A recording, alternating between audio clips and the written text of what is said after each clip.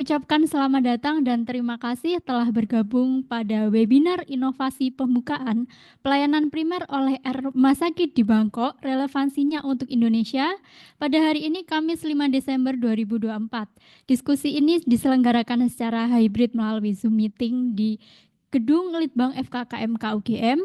Sebelumnya izinkan saya memperkenalkan diri, saya Lia selaku pemandu jalannya kegiatan pada siang hari ini.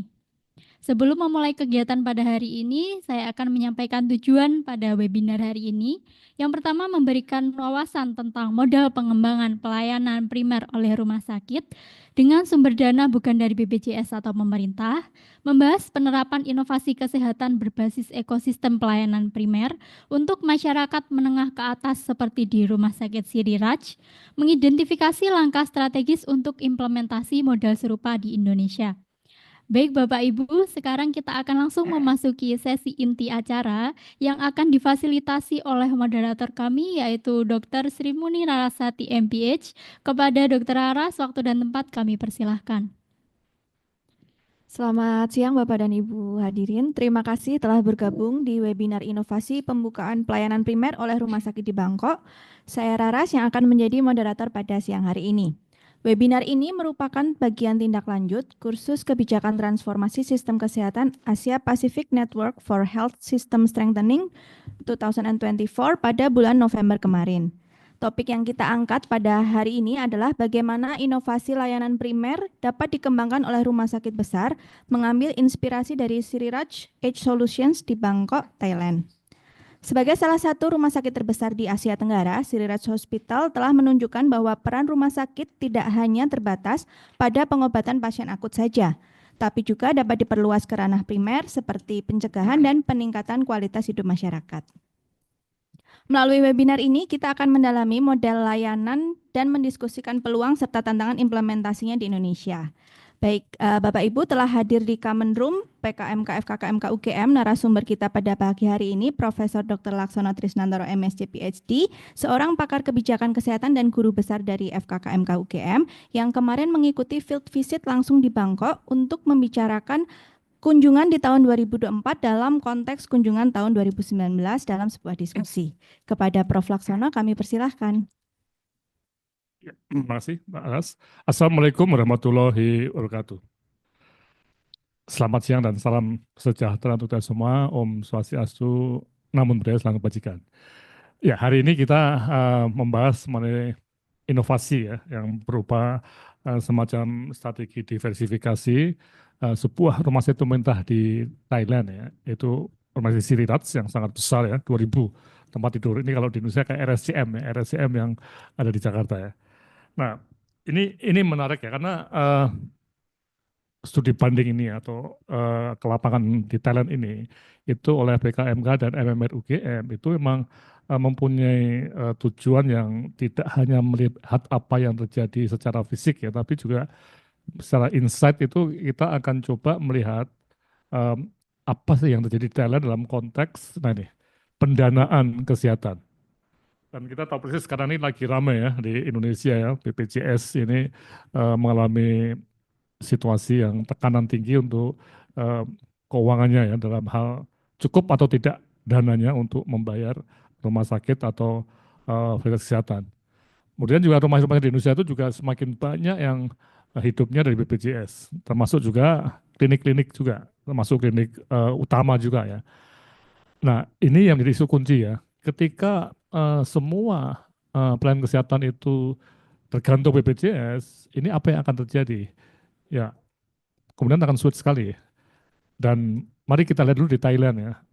Sekali lagi ini kegiatannya tidak hanya hari ini ya, tapi akan bersambung dengan beberapa kegiatan termasuk minggu depan tentang BPJS-nya sendiri ya. Oke, nah, tapi mari kita lihat ya bagaimana situasi di Thailand dan bagaimana ya inovasi rumah sakit di Thailand dalam konteks UHC, Universal Health Coverage ya. Jadi mereka tanda kutip ya itu memang menderita juga dalam tanda kutip ya, artinya begini ya, rumah sakit kalau melayani UHC itu, dan ini dari pernyataan dari teman-teman di Thailand ya, mereka tidak bisa hidup atau tidak bisa berkembang baik. Jadi mau tidak mau harus menggarap juga pengguna yang non UHC, yang kelas menengah ke atas. Dan di Thailand itu juga banyak yang kelas menengah atas ya, tidak hanya Indonesia yang banyak, tapi di sana pun juga banyak. Oke, nah mari kita lihat dulu ya. Jadi hari ini dengan Mbak Raras ya, kita coba santai ya, kita ngobrol-ngobrol ya. Saya bersama Bu Putu Eka Ande ini yang juga menulis beberapa hal di sini ya. Ya ada berapa diskusi ya, nanti kita akan coba lihat. Yang pertama agenda hari ini membahas kunjungan di tahun 2024 dalam konteks ya sebelum COVID 2019 kita udah berkunjung juga ke Thailand ya. Nah, itu juga sudah terjadi suatu situasi yang kita perlu ke Thailand untuk melihat bagaimana Thailand itu mengatasi masalah UHC-nya ya. Nah nih, dan bagaimana rumah-rumah sakit di Thailand itu mencoba untuk membuat diversifikasi usahanya ya. Oke. Sehingga nanti kita akan lihat juga pada konteks di tahun 2019 ya kunjungannya. Kemudian yang kedua, setelah kita memaparkan tadi pandangan mata tadi ya, kita analisis dengan teori yang ada, dan yang terakhir adalah refleksi untuk rumah sakit di Indonesia dan juga layanan primer ini. Oke, nah kita mulai ya dari yang pertama ya. Nah ini, coba kita masuk ke kunjungan di tahun 2020 dulu ya, nanti kita lompat-lompat ke 2019 ya. Nah ini kita, 2024 dulu, 2024 dulu ya. Berkunjung ke apa yang kita sebut sebagai klinik inovatif ya, yang baru 1 tahun ini dijalankan di Sirirats ya, namanya Sirirats Age Solutions ya. Dan minggu lalu kita ke Bangkok bersama-sama dengan sekitar 25 orang Indonesia ya, untuk melihat primary care di sana, tapi juga melihat bahwa hubungan antara primary care dengan rumah sakit itu semakin erat ya. Dan ini pernyataan oleh direktur rumah sakitnya, bisa di apa berbesar kan ya? Ya. Nah, ini laporannya bisa di web ya, udah masuk web ya? Sudah. Webnya apa ya? Web kebijakan kesehatan. Ya, nanti dikasih di kayak rundown tadi ya. Nah, ini kalau kita lihat, Rantex. Ya. Nah, kalau kita lihat itu rumah Sirias tadi itu lebih dari 2.000 tempat tidur. Dan 15 tahun lalu kira-kira ya, itu sudah mempunyai inovasi berupa rumah sakit model private wing di dalam kompleks rumah sakit besarnya ya. Jadi ini. Dan itu bukan untuk UHC, tapi untuk melayani kelas menengah atasnya di Bangkok ini. Jadi ini pengembangan private wing sudah berjalan dulu sebelumnya. Nah, tapi di setahun yang lalu dibuka yang namanya Age Solution. Ini untuk pelayanan primernya. Ya. Kenapa? Ketika kita melihat ke rumah sakit yang ada private wing-nya itu ada di kompleks rumah sakit ya, sama-sama ya. Itu menurut teman-teman di Sirat itu sudah full, ya sudah susah sekali. Jadi sudah kenyamanan sudah tidak ada. Sehingga mereka mengembangkan sebuah unit yang terpisah dari rumah sakitnya ya. Ya turun lagi, terpisah dan walaupun sama-sama di tepi sungai ya ada petanya tuh ya. Nah ini. Jadi itu sungai Chao Phraya yang legendaris tuh ya, yang di Bangkok. Nah, itu rumah sakit induknya itu di ujung atas itu, dan rumah sakit polinya itu preventive healthcare dan primernya itu ada di bawah itu ya, sekitar berapa 23 menit naik mobil ya, 7 kilo macet makanya ya. Nah, ini menunjukkan bahwa terjadi suatu proses yang kalau kita lihat diversifikasi di mana pelayanan primer itu dikembangkan. Ya, tidak di tempat asalnya ya, tapi tempat jauh ya, bukan di asalnya ya, bukan satu tempat ya. Nah ini, jadi rumah sakit ini membuat Age Solution tadi lebih pada aspek preventif ya, yaitu menjaga agar yang sehat tetap sehat tidak sakit, dan juga memberikan pelayanan lebih personal ya dan komprehensif, termasuk juga diagnosis center yang menarik ya, termasuk ada CT scan di sini. Nah, jadi saling melengkapi dengan rumah sakit induknya. Ya, turun lagi ya. Nah, terus turun. Nah, yang paling menarik dan kita juga terkejut juga ya. Nah, rumah sakit ini berada di lantai 5 sebuah mall ya. Ya, dekat ikon Siam ya, yang di tepi Sungai Playa tadi ya. Jadi kita bisa bayangkan ya, memang menurut yang direkturnya ya, mereka mengarah juga pada wisatawan. mancanegara juga. Jadi bisa aja mereka MCO-nya di Edge Solution tadi, ya berapa jam, kemudian makan, senang-senang di mall, dan malamnya ikut cruise tadi ya, di Chao Phraya tadi. Jadi ini pendekatan yang betul-betul sangat, menurut saya sangat menarik ya. Nah, kemudian apa yang dilakukan di Edge Solution? Nah ini, terus turun lagi. Nah ini kegiatannya itu adalah inovatif check up. Ya, check up-nya sangat inovatif, termasuk diagnosis centernya ya. Ini. Kemudian preventive treatment, ini preventifnya banyak sekali ini. Jadi ini untuk membuat orang tetap sehat terus ya, jangan sampai jatuh sakit. Kemudian enhancement and therapeutic ya, untuk penguatan, kemudian juga revitalize and anti aging. Nah ini yang ke arah estetika gitu ya. Kemudian mind and body balance ya, dan lain-lainnya ya. Nah, Anda bisa klik coba di Sirat, harus coba diklik ya. Ini kita bisa lihat. Nah ini, up, down webnya. Oh lagi down mereka, atau kebanyakan. Ya oke, tapi intinya itu ini bukan kuratif care ya, tapi lebih ke arah preventif dan juga enhancement, anti aging, macam-macam, termasuk juga herbal medicine itu juga ada ya. Oke, terus. Nah, sehingga kalau kita lihat ini situasinya ya. Ini kalau kita masuk di mall itu ada petanya ya, di lantai 5 tadi Edge Solution, di bawahnya itu macam-macam sekali ya, Pak. Ya seperti di mall ya. Dan luasnya sekitar 3.000 tuh salah tuh, 3.000 persegi ya, besar banget ya. Ya, terus lagi. Ya. Nah, terus turun juga ada semacam ya nih, eh, fitness center juga ada nih di sini. Jadi menarik. Kemudian kecantikan jelas, pusat diagnostik ini terus. Ya, nah ini coba Anda bayangkan ya, CT scan yang sangat berat 400 slice ini ada di sana ya, naik-naik lagi. Ya, tapi memang ini yang menarik ya, pada waktu mall ini dibangun, naik ya ini, itu Sidat juga ikut mengarahkan supaya lantai 5-nya itu bisa menanggung beban seperti ini ya, untuk CT scan yang canggih ini ya. Jadi ada X-ray sampai ke breast center diagnosis facilities ya. Ya, terus ini ingatan saya juga di Melbourne ya. Di Melbourne juga demikian ya. Waktu 2 tahun lalu kita ke sana itu PET CT, kamera paling canggih untuk cyclotron itu bukan yang di rumah sakit, tapi di klinik ya, di Melbourne, di perkantoran, lantai 5 juga. Jadi kita bisa bayangkan ya, di luar negeri itu klinik itu semakin lama semakin seperti rumah sakit ya. Dengan tujuan supaya jangan sampai orang sehat terlalu banyak ke rumah sakit dan membuat rumah sakit penuh ya. Ini. Nah, potensi layanan lebih dari 1.000 orang per hari. Ya nih. Nah ini, walaupun sekarang masih 500 ya, nah, tapi ini bisa 1.000 orang per hari, dan memang sumber dananya ini betul-betul sumber dana yang berasal dari swasta. Ini. Bukan UHC-nya Thailand ya, jadi bukan BPJS Thailand ya. Nah, harapannya itu juga ada semacam keuntungan, dan Sirat itu bukan for profit hospital ya, jadi keuntungan itu bisa dipakai untuk mengembangkan pelayanan untuk mereka yang miskin di rumah sakit induknya ya. Nah, ini situasinya ya. Oke, nah sebentar kita masuk dulu ke 2019 ya. Nah, ini sebagai gambaran bahwa di tahun 2019 ya, Sirat sudah membuat private wing, tapi ini untuk kuratif ya. Ya ini yang namanya private wing, ada juga apa namanya websitenya itu ya, SI, namanya agak panjang tuh, SIPH itu, bisa nggak diklik itu? Atau juga down juga nih? Yang bawah, yang bawah, yang bawah, yang bawah. Oh, bukan. Yang SIPH.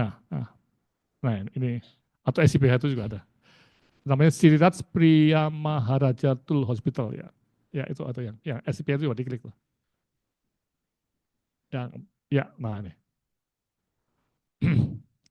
Ya, nah ini kita bisa melihat ya, ini seperti private wing-nya, uh, bisa pakai bahasa Inggris ya. Ya,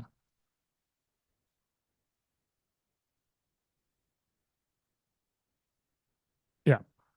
Jadi ini untuk yang kuratifnya ya. Jadi ini di tower ya, tower tapi di dalam kompleksnya rumah sakit. Kalau Edge Solution itu di luar rumah sakit ya. Oke, ya kembali ke ini ya, kembali ke laporan tadi, ke Word-nya. Nah terus turun.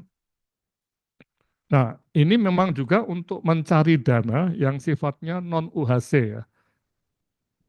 Dan di sana itu ada semboyan pro to pay ya. Artinya masyarakat itu diajak untuk membayar dari kantongnya. Tidak ada cost sharing, tidak ada bersama-sama enggak, tapi ini betul-betul dari kantong mereka sih atau askes komersial. Ya. Dan tarifnya lumayan tinggi ya, tapi ini terus berkembang ya. Jadi ini gambaran ini tahun 2019 ya, food courtnya, suits macam-macam ya. Sekali lagi ini untuk kelas menengah atas di Bangkok yang biasanya memang bukan rumah sakit pemerintah. Biasanya rumah sakit swasta kayak Burumgad dan sebagainya. Oke ya, saya dari sini Mbak, silakan kalau untuk Ya, diskusi dulu silakan untuk oke. kita lihat bagaimana apa yang terjadi di Thailand. Kalau ada komentar atau pertanyaan, monggo, silakan. Ya, terima kasih Prof. Laksono atas sharingnya. Jadi kita bisa lihat ya dari tahun 2019 diversifikasi usaha yang dilakukan oleh Siriraj Hospital ini berupa private wing, sedangkan di tahun 2024 ini sudah bertambah dengan adanya klinik primer yang sama-sama menyasar kalangan menengah ke atas. Di dalam mall begitu ya Prof ya. Jadi bisa setelah periksa mungkin mau makan di mall bersama keluarga juga bisa seperti itu. Nah, mungkin dari Bapak dan Ibu peserta webinar pada siang hari ini mungkin apakah ada yang ingin berkomentar atau mungkin pernah berkunjung ke sana juga mungkin bisa membagikan pengalamannya. Kami persilahkan bisa raise hand atau tulis di kolom chat.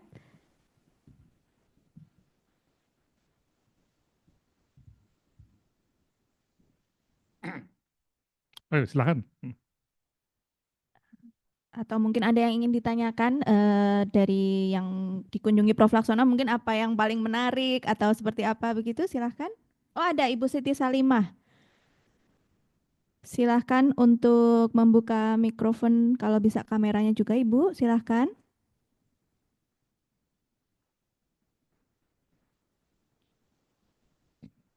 Ibu Siti Salimah. Bisa, nggak tahu. Ya, sebentar, Mbak, saya pindah ruangan sebentar. Saat ini ada 85 ulang ada barengan dulu sebentar. 1 menit saya pindah ruangan sakit juga. Baik, ada lagi Pak Devri Hardeni. Selamat siang Pak Devri. Oh, Siang, Mbak. Siang, Prof. Ya, siang. Ya, silakan Pak. Izin, Prof. Saya langsung ke ini aja. Ke persoalan terkait UHC, Prof. Yang dikaitkan tadi dengan studi banding di Thailand. Kalau untuk konsep yang tadi disampaikan terkait kaji banding, apakah mungkin diimplementasikan di Indonesia, Prof? Ya, dengan nilai yang sekarang yang sekarang disetujui oleh BPJS gitu, Prof. Kan kita masih sering berdebat ya, Prof, terkait dengan kurangnya mungkin nilai klaim yang rendah dan ya mungkin setiap regional atau setiap provinsi atau daerah kan punya kebijakan sendiri, Prof, terkait dengan kesepakatan tarif, Prof, tarif pelayanan. Jadi kalau misalnya dengan konsep yang di Thailand, kira-kira bisa nggak diterapkan di Indonesia, Prof? Mungkin di Pulau Jawa, mungkin sebagai contoh. Makasih, Prof. ya. Jadi gini ya, yang di Thailand itu diversifikasinya itu tidak menggunakan dana UHC mereka sama sekali ya. Paham ya? Jadi kalau di Indonesia misalnya, nanti kita akan bahas pada akhir juga ya. Itu diversifikasi yang penggunanya itu dari askes komersial sumbernya atau kantong sendiri. Jadi tidak ada kaitannya sama sekali dengan UHC. Bisa dipahami Pak ya, Pak Devi ya. Nah, ini yang menarik ya. Jadi pertanyaan saya juga ada teman-teman di rumah saya di Indonesia ya, misalnya ya, di Jakarta ya. Kita tahu Jakarta itu kan ada yang miskin, ada yang kaya Pak ya. Hotel aja ada hotel Melati, ada hotel bintang 5, bintang 6 ya. Nah, sekarang pelayanan primer seperti Edge Solution tadi, itu bisa nggak dibuka di mall itu? Tapi bukan BPJS sama sekali Pak ya. Ini untuk mereka yang membelinya atau menggunakannya dengan askes komersial swasta atau dengan kantong sendiri. Jadi kita bisa bayangkan ya, misalnya RSCM buka di satu lantai ya, di mana itu, saya nggak tahu, kayak Plaza Indonesia Mall ada ya namanya, atau Rumah Sakit Fatmawati di Jakarta Selatan itu membuka di Pondok Indah Mall. Itu Pak, analognya ya. Jadi sama sekali tidak ada kaitannya dengan BPJS. Oh iya, maaf Prof, berarti saya salah persepsi tadi. Ya. Kebetulan di sini sedang berisik Prof. Jadi tadi Ya. yang terdengar tuh hanya UHC, sana saya baca judulnya UHC tadi. Ya. Tapi kalau untuk konsep penerapan secara asuransi bukan BPJS, saya rasa untuk Indonesia memungkinkan ya Prof. Karena kalau untuk pasarnya masih ada kalau menurut saya ya Prof. Ya, justru itu Pak. Nah, kalau untuk rumah sakit, kita kan tahu ya, seperti di Taiwan juga, di Bangkok kan rumah sakit swasta kan nggak ikut UHC sana Pak. Ya, di Indonesia juga ada rumah sakit swasta yang tidak menangani BPJS atau tidak kerjasama dengan BPJS. Di Rumah Pondok Indah misalnya, atau di Jogja itu rumah sakit CIH, di Jakarta rumah sakit nasional. Ya, itu kan tidak kerjasama dengan BPJS. Mereka hidup nggak? Hidup. Ya, nah, pertanyaan menarik sekarang, ada nggak klinik yang tidak melayani BPJS? Klinik preventif promotif tadi. Ada nggak? Nah, Setahu saya Bos, sejauh ini agak berat ya Prof kalau untuk klinik di Indonesia. Ya, makanya ini satu pertanyaan ya. Sekali lagi ini jawabannya bukan pada saya, tapi para teman-teman para manajer rumah sakit, owner tadi. Memang ini semua take risk ya. Nanti kita akan bahas pada analisis konseptualnya ya, punya risiko ya. Tapi ini salah satu cara ketika kita melihat ekonomi Indonesia ini kan kalau kita cermati ya, tax ratio kita kan rendah, hanya 10% dari GDP masuk pajak. Jadi 90% ekonomi kita itu di luar pajak sebenarnya. Artinya dana itu ada di masyarakat entah untuk kesehatan, untuk makan, untuk minum, untuk merokok ya. Nah, apakah memang tidak ada peluang dari seperti Ed Solution ini di Indonesia atau di kota-kota besar di Indonesia, misalnya di Medan, di Bandung, di Surabaya, di Jogja, sehingga orang bisa preventive health, bisa deteksi diri, diagnosis center, bisa mempercantik diri, pokoknya semua mengenai kesehatan. Namanya tadi disebut Ed Solution ya, Ed-nya itu health ya, health solution ya, itu ada di satu tempat, di mall lagi. Jadi coba deh, ini yang ingin saya bawa ke teman-teman manajer rumah sakit di Indonesia ya, untuk melihat kasus ini sebagai sesuatu yang ini suicidal, strategi bunuh diri atau strategi yang betul-betul canggih nih. Saya tanya sudah 500 orang nih, 500 tahun ya, mereka punya kapasitas 1000 dan itu pun belum menjangkau banyak wisatawan asing yang datang ke Bangkok untuk ini. Mereka masih belum, ya, kita bayangkan juga kalau orang Indonesia tahu ya, saya yakin juga senang juga ke sana, check up di sana sambil di mall ya, dan malam harinya ikut cruise di Chao Phraya nih. Nah, itu Mas Henry. Gimana Mas Henry? Kalau Mas Henry gimana kira-kira? Ada nggak marketnya untuk ini Pak? Kalau ngelihat peluang sih ada ya Prof. Ya. Kalau untuk sekarang trennya mungkin ada, tapi mungkin kalau yang pernah saya amati harus punya strategi khusus Prof untuk itu. Dan dari awal mungkin harus jelas segmennya di awal, baru bisa pengembangan Prof. Kalau itu menurut saya gitu Prof. Oke, nanti di segmen kedua kita bahas ya Pak. Secara theoretical, konseptual, kita sekarang coba bahas dulu mengenai situasi di talent yang bagi saya sangat-sangat menarik ya. Dan bagi talent juga masih inovasi baru setahun Pak. Jadi satu lantai di mall itu dipakai untuk Edge Solution tadi ya. Ya, oke, ada lagi? Oke, ada lagi yang raise hand, Prof. Dari Bapak Nuzeli Husnedi. Selamat siang. Ya, selamat siang. Ya, silakan Bapak pertanyaannya. Ya, selamat siang Prof. Nuzeli ya. Prof dari Riau. Riau. Pak Nuzeli. Ya, senang ketemu Prof. Ya. Ini sebetulnya saya waktu Prof posting ini bagi saya sangat menarik sekali Prof. Jadi kita kan lagi hiruk pikuknya tentang pelayanan kesehatan kita ini, dari transformasi pelayanan yang juga kita lakukan ini. Kadang-kadang kita pikir kita fokusnya kemana gitu ya, kan jadi nggak jelas Prof. Ya. Nah, transformasi layanan primer juga lagi dikembangkan dengan membuat segmen-segmen nanti klaster-klaster di mana pelayanannya siapa yang harus melakukan gitu. Nah, rumah sakit sendiri juga BPJS lagi kalang kabut gimana cara bayar, malah cenderung bangkrut kalau kita bisa sampaikan demikian, Prof. Pertanyaannya adalah kewajiban negara seperti apa gitu. Harusnya kalau negara bisa UHC, negara wajib dong bayar apapun namanya gitu. Nggak boleh dibatasin gitu kan. Jangan sampai dikorbankan rakyat karena uangnya nggak mungkin harusnya diprioritas gitu. Itu yang pertama. Yang kedua, program yang Prof buat ini tentunya pasti segmennya akan berbeda. Saya jadi ingat zamannya sebelum kita era BPJS, era JKN sebetulnya. Dulu negara betul fokus kepada asking saja gitu. Jadi kita ngurusin orang miskin, jelas negara ngurusin orang miskin. Orang punya uang nggak usah diurus oleh negara, dia punya uang kemana-mana bisa gitu. Orang dari Pekanbaru dulu flu aja pergi berapa banyak Singapura, bro. Biasa-biasa aja sama dia gitu. Ya, pertanyaannya kan segmennya kira demikian. Nah, sekarang negara kita membuat regulasi lagi bahwa dia tidak boleh hal demikian. Malah lebih konyol lagi, cost of benefit saja, biasanya ada asuransi swasta, malah suruh pakai BPJS dahulu gitu. Baru bayar swasta, kan aneh ya hal demikian, bro. Saya pikir ini mulai dari regulasi, mungkin saya ingin dapat komparasi dari Prof. Apa perbedaannya UHC-nya dari Indonesia dengan UHC-nya Thailand? Sehingga Thailand berpikir yang seperti ini gitu, Prof. Apa karena ada transformasi penang pembiayaan, apa memang kita tidak punya lagi untuk membiayai segitu aja biaya BPJS, kita cari peluang lain. Kalau itu dibuka oleh negara, gampang itu, Prof, menurut saya. Ya kan? Jadi klinik-klinik bisa akan cari segmen aja yang punya uang, kita buat klinik khusus asuransi swasta, gitu kan? Apalagi rumah sakit besar yang sudah membuat demikian. Dan itu mungkin salah satu solusi di tengah-tengah BPJS tidak mampu membayar ini juga gitu.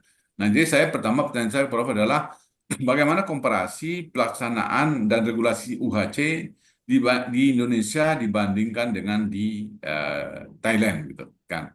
Nah, yang kedua, ini kan perlu disampaikan, ini rumah sakit paling besar di sana. Kalau kita di RSCM gitu, ya RSCM tinggal bangun aja nanti di satu tempat untuk yang primernya sudah boleh-boleh saja gitu.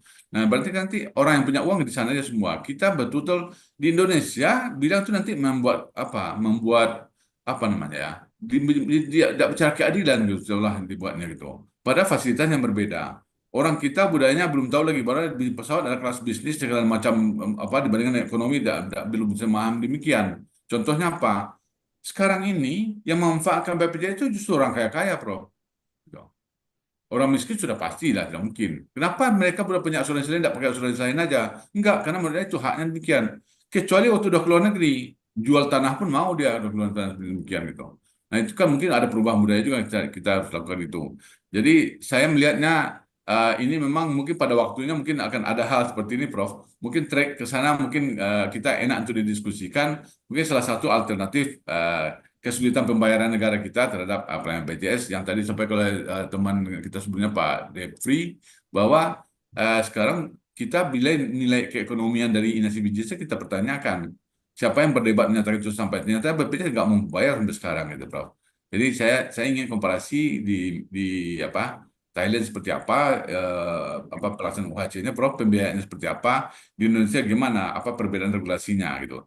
Nah, jadi sehingga kita bisa nanti membuat segmen atas ini akan diarah seperti apa, itu perlu regulasi juga dari arah kebijakan Kementerian Kesehatan bahwa diperbolehkan hal demikian. Mungkin kan kejar-kejar orang mungkin hal demikian, Prof. Itu aja mungkin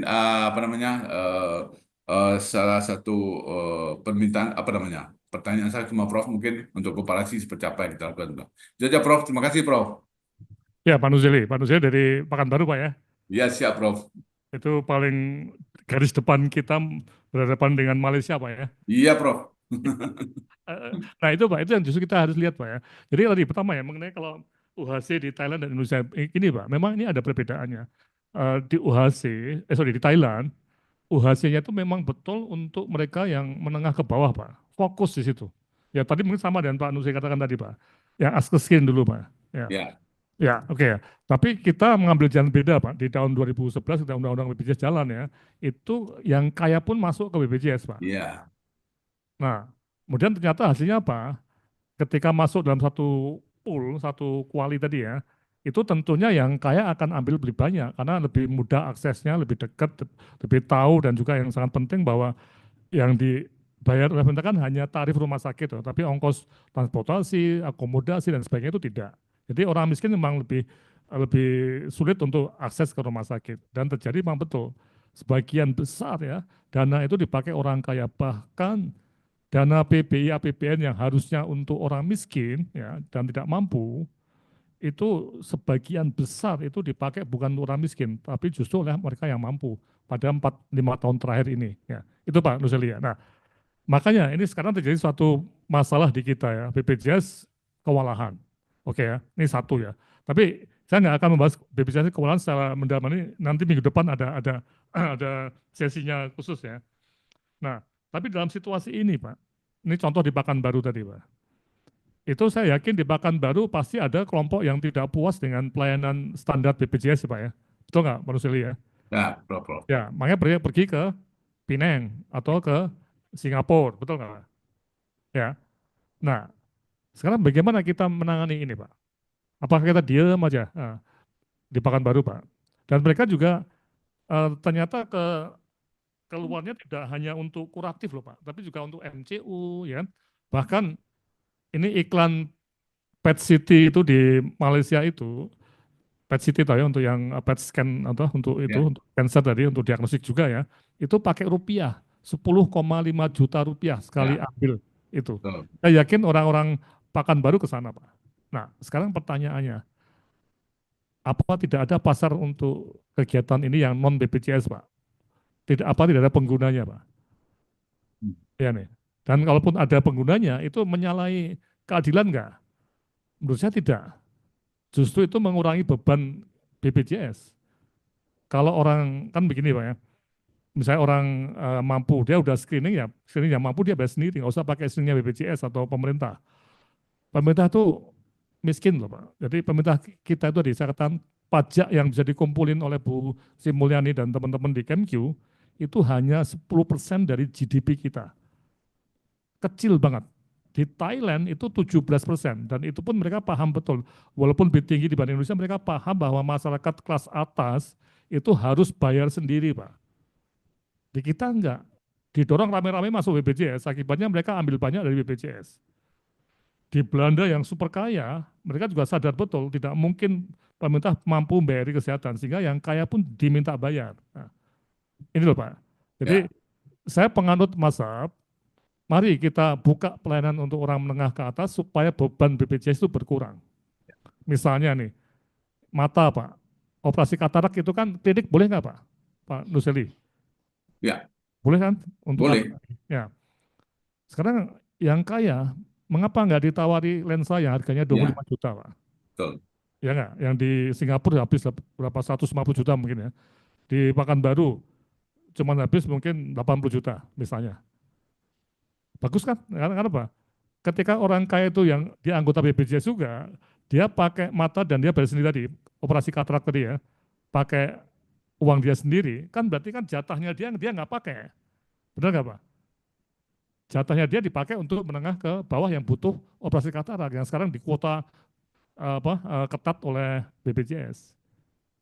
Jadi ini ideologinya justru kita melindungi mereka yang menengah bawah supaya dana BPJS itu lebih fokus ke sana dan jangan terlalu tertekan ini Pak.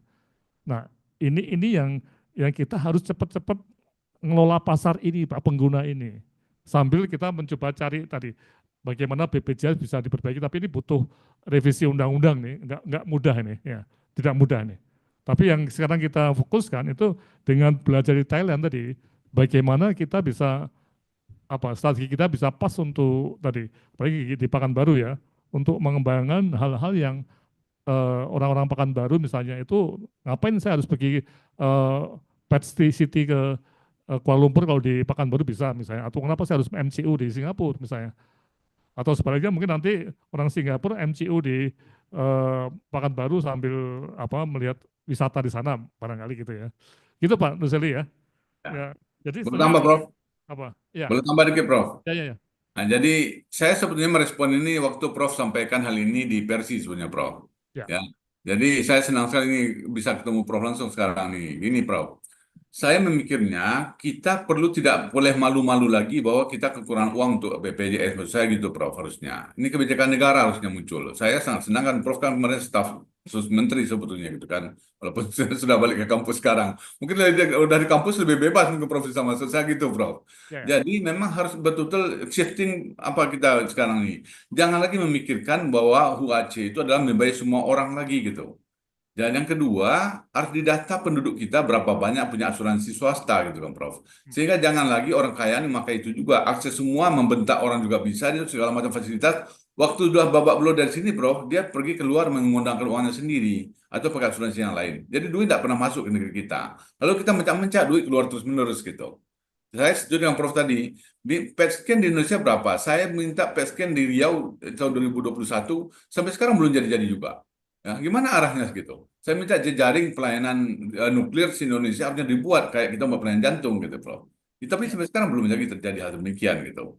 Nah, itu kan pemerataan sebenarnya. Di Malaysia, saya kemarin pergi PET scan, keluarga saya mau ke Malaka bisa, ke mana-mana bisa, banyak sekali tempat di sana. Saya tadi Prof juga sampaikan di Australia itu sampai layanan primer aja ada dengan PET scan yang Prof sampaikan itu.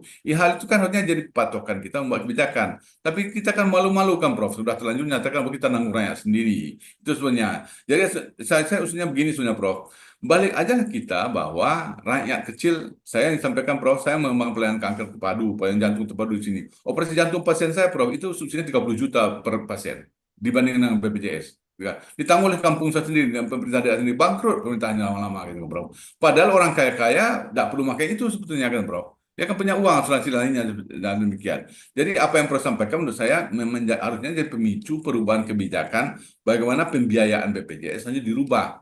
Bahwa orang yang kaya jangan usah ngurusin yang apa duit orang miskin, jangan diambil juga orang miskin itu, gitu, Bro. Jadi kita pakailah uang yang ada fasilitas yang ada. Orang miskin butuh negara fokus melayani orang miskin sehingga semuanya terlayani dengan baik. Karena tujuan utamanya kan sebenarnya kan orang tidak aksesnya, yang orang kampung itu kan takut, Bro. Ketemu siapa aja susah, apalagi minta pelayanan. Sekarang negara hadir di situ memberikan pelayanan mereka. Fokus aja di situ. Yang soal cari duit nanti biar nanti dengan asuransi swasta dan sebagainya pada segmen lainnya. Kalau itu arahnya dibuka oleh negara, menurut saya percepatan peningkatan mutu pelayanan kita akan jauh lebih cepat daripada yang kita bayangkan sekarang. Sekarang berebut bayar BPJS semua, Prof. Lalu ngibul semua, fraud semua di situ nanti rumah sakitnya itu. Jadi kan bohong aja semua yang ada seperti itu. Itu maksud saya gitu, Prof. Jadi saya sepakat dengan ide Prof seperti itu. Tapi gimana nih merubah kebijakan sehingga nanti memang arahnya model dulu lagi, tidak usah malu lah. Bukan setback itu, justru lebih maju, lebih memikirkan gimana pembiayaan lebih baik pada orang miskin. Itu aja, Prof. Terima kasih, Prof. Ya, ya. Oke, nanti kita minggu depan Pak kita bahas itu ya Pak ya. Lebih detail. Oke. Terima kasih. Ya, ada. Baik, untuk UHC akan kita bahas kembali di minggu depan ya Prof ya. Desember, Ya, oke, 16 Desember. Selanjutnya, ini masih ada satu yang Ya, resen, satu Prof? lagi. Ya. Oke, baik, dengan Ibu Siti Salimah, apakah sudah hadir? Baik, terima kasih Mbak. Ya, silakan. Ya, selamat siang Prof. Bisa. Saya dari Rumah Sakit Muhammadiyah yang minggu lalu juga ikuti acara seperti ini yang di materi yang sebelumnya. Menarik sekali tadi paparannya terkait dengan apa namanya dari Thailand ya. Dan ini kemudian mendengarkan paparan tadi, saya kemudian membayangkan kondisi di Muhammadiyah. Nah saat ini Prof, kami rumah sakit Muhammadiyah itu Mode Asia itu didorong untuk mendirikan klinik-klinik yang ada di daerah-daerah ya. Yang memang bahkan salah satu yang jadi apa namanya isu kami ini adalah bagaimana kita membangun klinik menjadi 1000 klinik gitu yang saat ini mungkin baru sekitar 250. Nah, insight yang saya ambil menarik tadi yang contoh kan sedikit ada kemiripan ya. Kalau tadi pendanaan dari yang AIDS Solution tadi kan dari filantropi. Ini hampir mirip dengan apa namanya amal usaha yang ada di Muhammadiyah ya, termasuk rumah sakit dan juga klinik ya, terutama adalah klinik. Nah, kalau tadi Bapak sebelumnya ada yang menyampaikan bahwa kalau tidak kerjasama dengan BPJS ini kayaknya kok klinik inilah apa namanya untuk bisa maju agak kesulitan. Nah, menarik tadi yang insight yang saya ambil adalah pelayanan di apa namanya Sirat AIDS Solution tadi adalah memberikan layanan apa tadi preventif, kemudian kegiatan-kegiatan yang itu bukan kuratif gitu ya. Nah, kalau saat ini mungkin memang di klinik-klinik yang kebanyakan memang lebih banyak kuratif, sehingga yang bisa saya ambil adalah menariknya tadi, berarti kita bisa mendesain sebuah layanan yang fokusnya adalah di preventif. Kalau tadi kan dicontohkan ada medical check up, kemudian mungkin beberapa layanan lain yang sebenarnya ini adalah justru di luar apa namanya di luar dijamin oleh BPJS, sehingga Kalau misalnya ini bisa dikembangkan, ini justru bagi klinik akan bisa mendatangkan fresh money di luar daripada pelayanan yang BPJS. Saya kira ini insight yang sangat menarik yang mungkin bagi kami, walaupun nanti kita juga masih akan melihat bagaimana kondisi klinik, mampu nggak kita membuka layanan medical check-up atau mungkin layanan preventif seperti apa sih? Tadi kebetulan belum bisa dibuka ya Prof terkait dengan jenis-jenis layanan selain medical check-up untuk preventifnya itu apa saja sih yang mungkin barangkali bagi kita di Indonesia ini atau di tempat kami terutama yang kami di Bantul ini kita sudah punya 5 klinik dok yang di bawah ampuan Rumah Sakit PKU Bantul. Nah ini kan menarik kalau misalnya tadi bisa dicontohkan preventif lain ke layanan apa sih yang selain tadi ya, kalau tadi kan digambarkan di mall yang mungkin dengan alat-alat kesehatan gitu yang barangkali bisa kita kembangkan di klinik-klinik di kita itu di Indonesia. Mungkin itu Prof untuk pertanyaannya kira-kira preventif apa ya ide-ide selain tadi medical check up yang bisa kita kembangkan untuk di kita di klinik-klinik di Indonesia. Terima kasih Prof. Selamat siang. Ya, masih Bu Siti Salimah ya. Jadi ini yang jadi isu kunci ya. Memang diskusi kita ini untuk refleksi Indonesia kan nanti kita akan bahas juga ya, masuk untuk kelompok Muhammadiyah ini. Nah, ini yang perlu kita cermati ya. Ketika bicara mengenai preventif tadi ya, atau pelayanan klinik yang preventif, itu BPJS mungkin tidak banyak membayar ya, betul nggak? Kan nggak mungkin BPJS membayar untuk diagnostik untuk cancer misalnya, itu susah sekali untuk yang advance ya. Nah, pemerintah pun itu punya keterbatasan untuk screening macam-macam tadi. Ya, oke ya. Nah, sekarang pertanyaan pentingnya ya, apakah masyarakat itu tidak punya dana untuk membayar sendiri untuk preventif? Ya, mungkin yang miskin tidak, mungkin ya. Tapi yang menengah atas gimana? Mungkin mereka punya Bu, tapi nggak tahu bagaimana membelanjakannya. Hanya mereka merokok, makan berlebihan, ya, macam-macam hal yang justru merusak kesehatan. Dan itu terbukti ya, share kesehatan dalam GDP kita, belanja kesehatan itu hanya 3%. Dan sejak ada JKN itu tetap 3%, nggak naik, apalagi 3,1, 3,2. Malaysia itu naik dari 3,6 jadi sekitar 4,8. China dari 4 menjadi 5,7% dari GDP ya. Amerika udah lama 17%. Inggris sekitar 12%. Kita 3% terus ya. Bawah 3,1, 3,2 naik turun gitu ya. Nah, jangan-jangan kita kurang belanja, kurang spending untuk kesehatan. Termasuk yang kelas menengah. Dan kesehatan yang apa? Yang preventif juga. Nah ini Bu Siti Salimah ya. Jadi coba kita bisa bayangkan ya, selain medical check up ya. Sekarang pertanyaannya untuk kelompok misalnya wanita Muhammadiyah misalnya ya. Itu ingin nggak tetap sehat, slim gitu, tidak berlebihan berat badannya, cantik misalnya. Saya nggak tahu nih. Yang tahu Bu Siti Salimah ya. Tapi ada nggak pengguna untuk preventif yang bayar sendiri? Untuk yang senior-senior usia 60 tahun ke atas, mereka juga ingin sekali ada wellness tadi. Mungkin tiap 3-6 bulan sekali mereka piknik ke tempat-tempat kayak di Bandungan, bisa berendam air panas atau Tawangmangu untuk herbal ya. Nah ini yang kita tentu saja belum ya. Nah namun intinya kita akan mencoba membuat diversifikasi. Nanti kita akan bahas pada setelah ini ya, secara konseptual ya. Untuk klinik-klinik kita, jangan sampai kita terjebak hanya pada klinik kuratif dan semua BPJS nih Bu. Saya nggak bisa bayangkan Bu, kalau ini semua seperti itu, begitu BPJS-nya goyah atau susah, kita semua susah hidup juga, sesak napas semua nih. Betul nggak Bu Siti Salma? Bu Siti ya? Gimana kira-kira? Ya, nah ini ya, mari kita coba ya, sambil kita mencoba mengusulkan kepada pemerintah memberesin BPJS nih ya. Karena setiap hari, aduh saya kalau lihat curhat di WA grup macam-macam itu, waduh kita berat banget nih ya hari. Nah sekarang mari kita mencoba inovasi dan hal-hal kayak di Thailand ini kita coba sebagai semacam contoh aja ya. Iya, betul-betul sekali Prof. Ya. Itu tadi pengembangan klinik untuk bisa memberikan layanan justru di luar BPJS ya. Iya, iya. Betul-betul. Iya, di rumah sakit sudah bisa juga. Ada rumah sakit yang bisa tadi seperti lensa mata, pakai lensa di luar BPJS. Itu dan itu haknya orang tuh untuk membeli ya.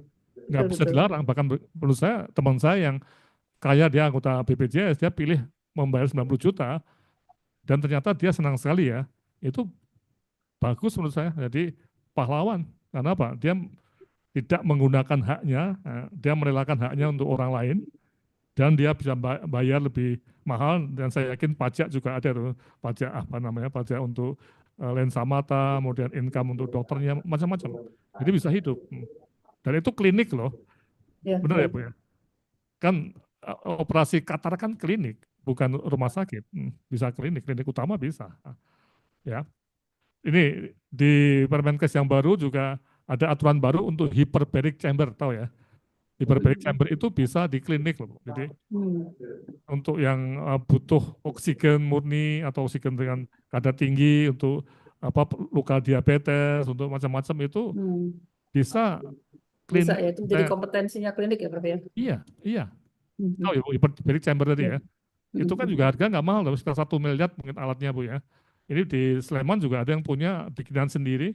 Dia untuk tetangga-tetangganya satu kali masuk 50.000 untuk 2 jam. Ya banyak juga lagu juga. Jadi dia dapat berapa? 400.000 katanya. Ya, ini hyperbaric chamber juga bisa di Singapura. Hyperbaric chamber udah menjadi household ya.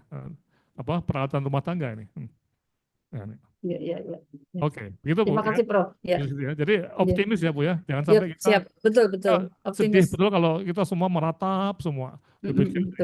Ya kita dorong BPJS bagus, tapi cari inovasi-inovasi baru ya. Oke, karena waktunya harus masuk ke pembahasan nih. Iya, baik.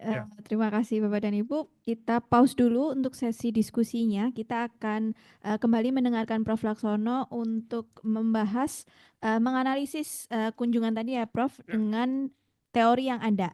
Nah, kami persilahkan Prof. Laksono. Ya, coba slide tadi ya, kita teruskan slide-nya. Ya, terus yang poin 2 ya. Nah nih, ya. Nah, jadi ini kembali pada ini respon yang sering kita bahas ya. Jadi bagaimana kita mendeteksi perubahan ya. Ya, jadi BPJS yang berat ini jelas perubahan ini ya. Dan kita harus paham ya mengenai perubahan ini. Dan kita tahu persis bahwa perubahannya itu memang karena memang BPJS-nya nggak cukup dana ya. Kemarin yang ada seperti seolah-olah ada uang banyak BPJS itu windfall ya karena COVID ya. Nanti tanggal 16 kita bahas ya. BPJS karena COVID itu pasiennya sedikit, ya. Kemudian pasien anggota BPJS yang kena COVID dibayar oleh kantong pemerintah yang lain dari kantong pemulihan ekonomi nasional ya, PEN itu ya. Ya, dan sebelum COVID itu ada kenaikan tinggi untuk premi PPI APBN. Jadi itu kayak windfall ya. Nah, ketika COVID selesai kembali ke semula. Jadi dan ini demand-nya lebih tinggi lagi, orang sering paham betul bahwa kalau sakit ya harus berobat ya, akibatnya naik tinggi sekali. Nah ini berubah. Nah kita perlu menafsirkan nih. Nah ini penafsiran tadi dan membuat respon ini. Nah ini yang menarik ya. Saya sering melihat teman-teman direktur rumah sakit, direksi rumah sakit ada yang bagus sekali ya bikin respon ya, sangat-sangat paham detail itu ya. Tapi juga ada ya direksi rumah sakit yang EGP, emangnya gua pikirin tadi perubahan-perubahan tadi ya. Nah, saya berharap teman-teman yang ikut kegiatan ini termasuk kelompok yang ingin sekali untuk membuat respon ya. Ya, slide. Jadi kelompok inilah. Nah, respon strategiknya ini saya dan Mbak Putu udah lama ya menggunakan model dari Ginter ya ini di mana ada perubahan lingkungan usaha ya, di external environment berubah sehingga kita harus berpikir strategik ya. External orientation, menganalisis data, kemudian kita membuat berbagai asumsi yang kita pertanyakan ya. Seperti tadi, ini dalam konteksnya di Edge Solution itu, apakah preventive health itu selalu pemerintah yang bayar? Ternyata tidak juga. Masyarakat yang mampu bisa membayar dan mereka senang untuk diperiksa atau dikembangkan, diberi semacam pemahaman supaya awet muda dan sebagainya. Ini bagian dari preventif. Nah ini. Kemudian generate new ideas. Nah, kegiatan ini saya tujukan pada teman-teman direktur rumah sakit, di rumah sakit atau pemilik owner yang ingin new ideas ya. Ini. Dengan meeting seperti ini ya, bersama saya 1 jam ini udah maksimal ya 100 orang yang datang ya. Nah, artinya memang teman-teman juga akan mencoba mencari ide-ide baru dari omong-omong ya, kayak omong kosong kayak ini ya. Kita cari-cari ide lah. Nah, kemudian udah bikin renstra nantinya dan kita kerjakan ini ya. Nah, terus ya. Ini konsepnya ya. Terus, nah apa yang terjadi dalam konteks UHC ini? Terus ya. Nah ini, jadi memang kita harus melihat ya dalam model makro, meso, dan mikro ini ya. Jadi yang ada di Thailand tadi itu memang makronya, sistem lingkungan makronya itu untuk financingnya, pendanaannya itu memang mereka memisahkan antara pendanaan orang menengah ke bawah dengan orang kaya. Dan ini memang ada kritikan juga. Jadi seolah-olah ada dua lapis ya. Jadi perbedaan memang ada. Jadi perbedaan untuk rumah sakit yang private tadi dengan UHC itu memang beda. Di kita tidak banyak beda, tapi juga ada bedanya juga. Ya ada, walaupun ada yang susah juga melihat ya. Nah, kemudian yang respons strategisnya, ini yang tadi, pembukaan klinik prevention, tadi di kelompok mesonya itu ya. Jadi satu kepemilikan itu mempunyai pelayanan primer, ya, kemudian sekunder dan tertier dan rujukan baliknya. Nah artinya apa? Yang ini sangat penting, di level mikronya, di level klinis rumah sakit itu ada integrasi antara pelayanan klinis di rumah sakit induk dengan klinik di pelayanan primer, karena sistemnya orang-orangnya itu sama, ya. Jadi clinical prosesnya itu antara ada yang di rumah sakit dengan yang ada di klinik itu ya menggunakan panduan yang sama. Jadi ada integrasi. Dan ini yang menarik ya untuk rujukan dan untuk rujukan balik ini. Oke. Slide berikutnya. Nah, sekarang kita lihat makronya ya. Tadi Thailand itu tax ratio 70%, kita kurang dari 10%. GDP per kapita Thailand itu jauh lebih besar dibanding Indonesia dan Thailand bukan kepulauan, kita kepulauan. Nah, apa artinya kepulauan? Itu akses semakin sulit. Thailand itu walaupun panjang ya dari Chiang Mai sampai Patani di bawah ya di selatan itu panjang banget ya. Tapi menurut orang Thailand itu dalam waktu 2 jam itu semua orang bisa akses ke rumah sakit kelas B atau rumah sakit provinsi ya. Di kita walaupun dekat tapi karena terpisah selat ya misalnya di Timor ya itu antara Pulau Timor dengan Pulau Rote itu hanya 900 km tapi ada selat yang luar biasa dalam dan airnya luar biasa kencang ya arusnya ya. Itu susah sekali walaupun hanya 100 km. Itu perahu kadang-kadang atau kalau pas badai nggak akan bisa jalan selama berhari-hari. Jadi kita bisa bayangkan ya betapa beratnya kita sebagai negara kepulauannya. Lingkungan makro kita itu berat sekali ya. Tapi dalam konteks pendanaan tadi Pak Nusri benar ya, kita tuh masih punya asumsi bahwa pemerintah itu mampu membiayai semuanya. Padahal sebenarnya tidak. Kita tuh untuk membiayai infrastruktur aja itu sulit sekali ya. Ya, slide. Nah, kemudian antara Thailand dan Indonesia itu kita single pool, di Thailand 3 pool. Di Thailand tidak ada kelompok yang membayar untuk UHC ya. Kita ada BPPU dengan masalah ketertiban dan bayar ya, hampir separuhnya itu tidak membayar tertib ya, artinya nunggak itu ya. Nah, kemudian juga pemerintah itu tegas untuk menganjurkan orang membeli asuransi kesehatan yang sifatnya private atau out of pocket ya. Ya, karena ya memang sebaiknya seperti itu ya, yang mampu loh ya. Nah, sebaliknya di Indonesia itu masyarakat yang mampu pun kadang-kadang menuntut agar pemerintah membayar subsidi termasuk bagi yang mampu tadi. Ini yang jadi isu kunci ya. Kemudian di Thailand belanja rokok rendah. Di Indonesia belanja rokok oleh rumah tangga itu tinggi sekali. Nah, situasi ini yang kita harus melihat sebagai konteks yang berbeda ya, secara konseptual antara Thailand dan Indonesia. Makanya ketika di Thailand tadi itu Siridat bikin private wing untuk yang tinggi untuk apa curative care, kemudian its solution untuk preventif di mall itu tidak banyak masalah ya. Ya, tadi ada perbedaan tadi. Ya, slide berikutnya ya. Jadi kalau kita lihat, nah memang ada tier system ya. Ada yang non UHC, ya ada yang UHC seperti ini ya. Nah, ini memang kritikannya itu juga beda-beda manfaat. Tapi yang di Thailand yang menarik itu dananya untuk orang miskin ya terpakai untuk orang miskin, tidak dipakai untuk mereka-mereka yang mampu. Di kita tidak. Kita PBA, PBND sebagian besar malah itu dipakai untuk mereka relatif lebih mampu walaupun sakit ya. Nah ini yang menarik ya. Nah, ada yang mengatakan kalau sudah sakit ya tentunya ya harus dibantu. Tapi kalau sekarang semua orang yang sakit dan mampu itu bertumpu pada BPJS, nggak akan kuat. Nah ini di sistem di Thailand itu seperti ini ya. Oke, slide berikutnya. Nah, strategi rumah sakitnya, nah ini yang jadi isu kunci ya. Dalam situasi seperti itu, secara konseptual itu ada strategi umum pertumbuhan, growth, mature atau declining. Dan ada strategi generik, diferensiasi, fokus, dan cost leadership. Strategi fungsionalnya itu ada SDM, mutu, dan sebagainya ya, IT yang kita tahu ya. Nah, sekarang kalau kita lihat ya, apa yang ada di SIDAS tadi, mereka menganut atau menggunakan strategi pertumbuhan ya. Ya, pertumbuhan. Sejak 15-10 tahun yang lalu mereka mendirikan private wings untuk kuratifnya dan tumbuh lagi setahun yang lalu membuka AIDS solution untuk preventive care-nya. Nah, jadi pertumbuhan growth, tapi mereka masuknya ke arah diferensiasi. Ya, ada untuk kelas menengah ke atas yang mampu bayar. Karena mereka juga belum mendapat bahwa Thailand itu tidak seperti Kuba ya, yang semuanya miskin atau semuanya sama rata, tidak.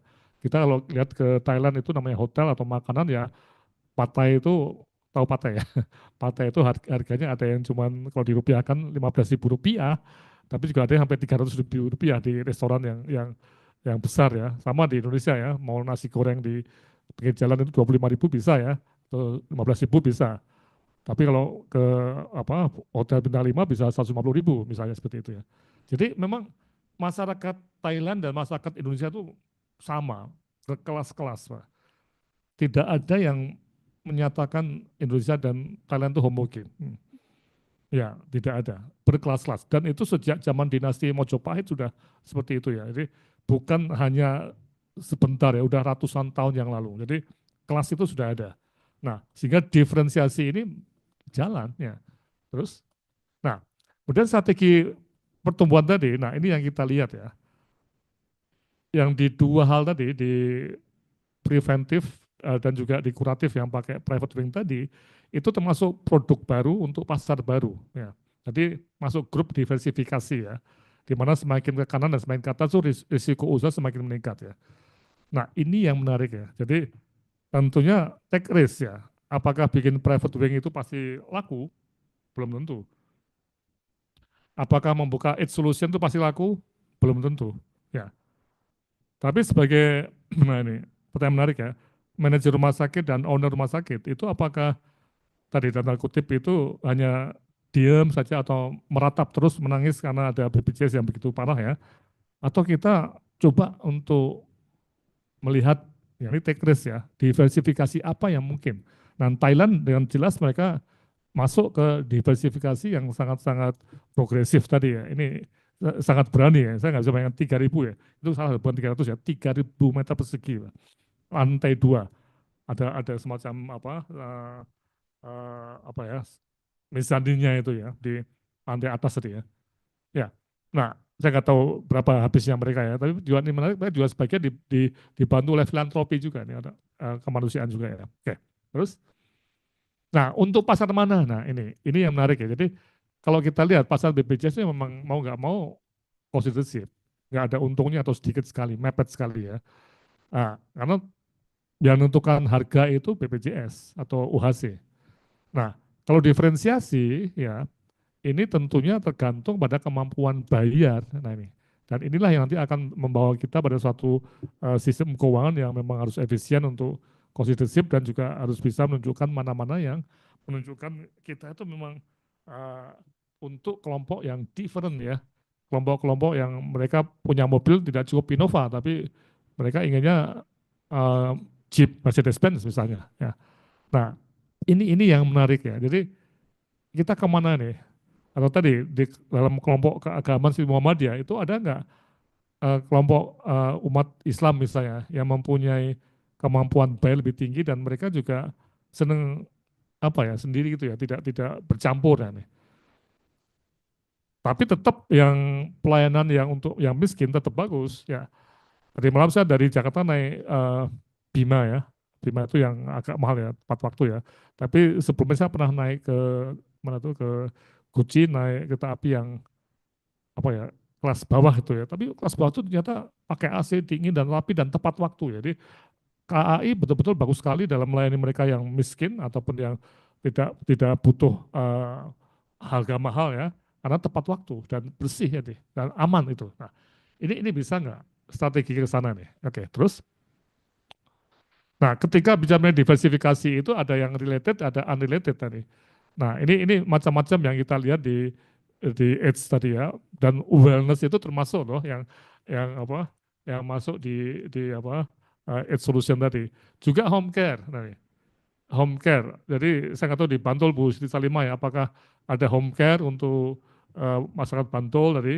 Yang saya lihat di Rumah Sakit Klaten di Suraji sudah ada home care yang bayar bukan BPJS ya, karena BPJS belum berani membayar home care ya. Nah, nanti bagaimana untuk orang miskin ya? Nanti orang miskin ya mungkin home care-nya dari disubsidi pemerintah suatu ketika, siapa tahu lah. Nih. Oke, ini macam-macam ya. Diversifikasi yang related atau unrelated. Ya, terus. Nah, kemudian yang kita lihat secara menyolok di ini ya, di Bangkok ya, itu ada pertumbuhan dengan cara integrasi vertikal ya. Jadi ada rumah sakit SAS induk dan AIDS Solution ya. Artinya kalau kita bayangkan pasien punya perjalanan ya dari wellness sampai dia dari sehat agak sakit, kemudian masuk ambulan, dirawat, kemudian bisa dikembalikan untuk rehab dan untuk home care ya. Nah ini terjadi apa yang disebut sebagai vertical integration di Sirirat Hospital ini. Dan sekarang Undang-Undang Kesehatan memperbolehkan rumah sakit punya klinik, punya pelayanan dasar. Dan contohnya Rumah Sakit Jatio, rumah sakit vertikal ya, miliknya Kemenkes, sekarang sudah punya juga klinik utama di Tawamangu yang dekat dengan wellness environment untuk herbal, untuk turis ke pegunungan di kaki Gunung Lawu. Ya. Jadi tidak ada satu istilah bahwa kita itu akan terpotong-potong. Ini suatu integrasi yang untuk tadi mikrokliniknya itu bisa bagus. Dan ini jalan di Thailand. Nah, sorry. Saya belum bayangkan ya, ini bisa nggak dibayangkan? Nah, ini ada Pak di Jakarta itu RSM bikin seperti ini di Pondok Indah atau di mana itu. Ini terbersit nggak di kita? Atau ini sesuatu ya nggak mungkin, ini cuman ya mungkin hanya di Bangkok aja. Oke ya. Terus, nah ini nanti ya, saya beri dulu sini, silakan diskusinya. Baik, terima kasih Prof. Laksono. Jadi ini ya, yang diambil langkahnya oleh Siriraj ini merupakan yang high risk, namun diharapkan juga high return juga ya Prof ya, berarti ya, untuk walaupun bukan untuk profit, tapi diharapkan bisa untuk mensubsidi yang masyarakat yang kurang mampu juga. Ya, itu pertanyaan itu saya tanyakan pada direkturnya. Itu uang dari mana? Mereka memang dari dana mereka sendiri, tapi mereka itu tidak punya kebebanan profitnya.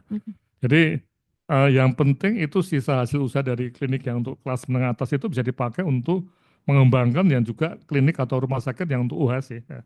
Karena kalau mereka menggunakan dana UHC, mungkin sama dengan kita di sini, dana BPJS itu nggak bisa untuk pengembangan.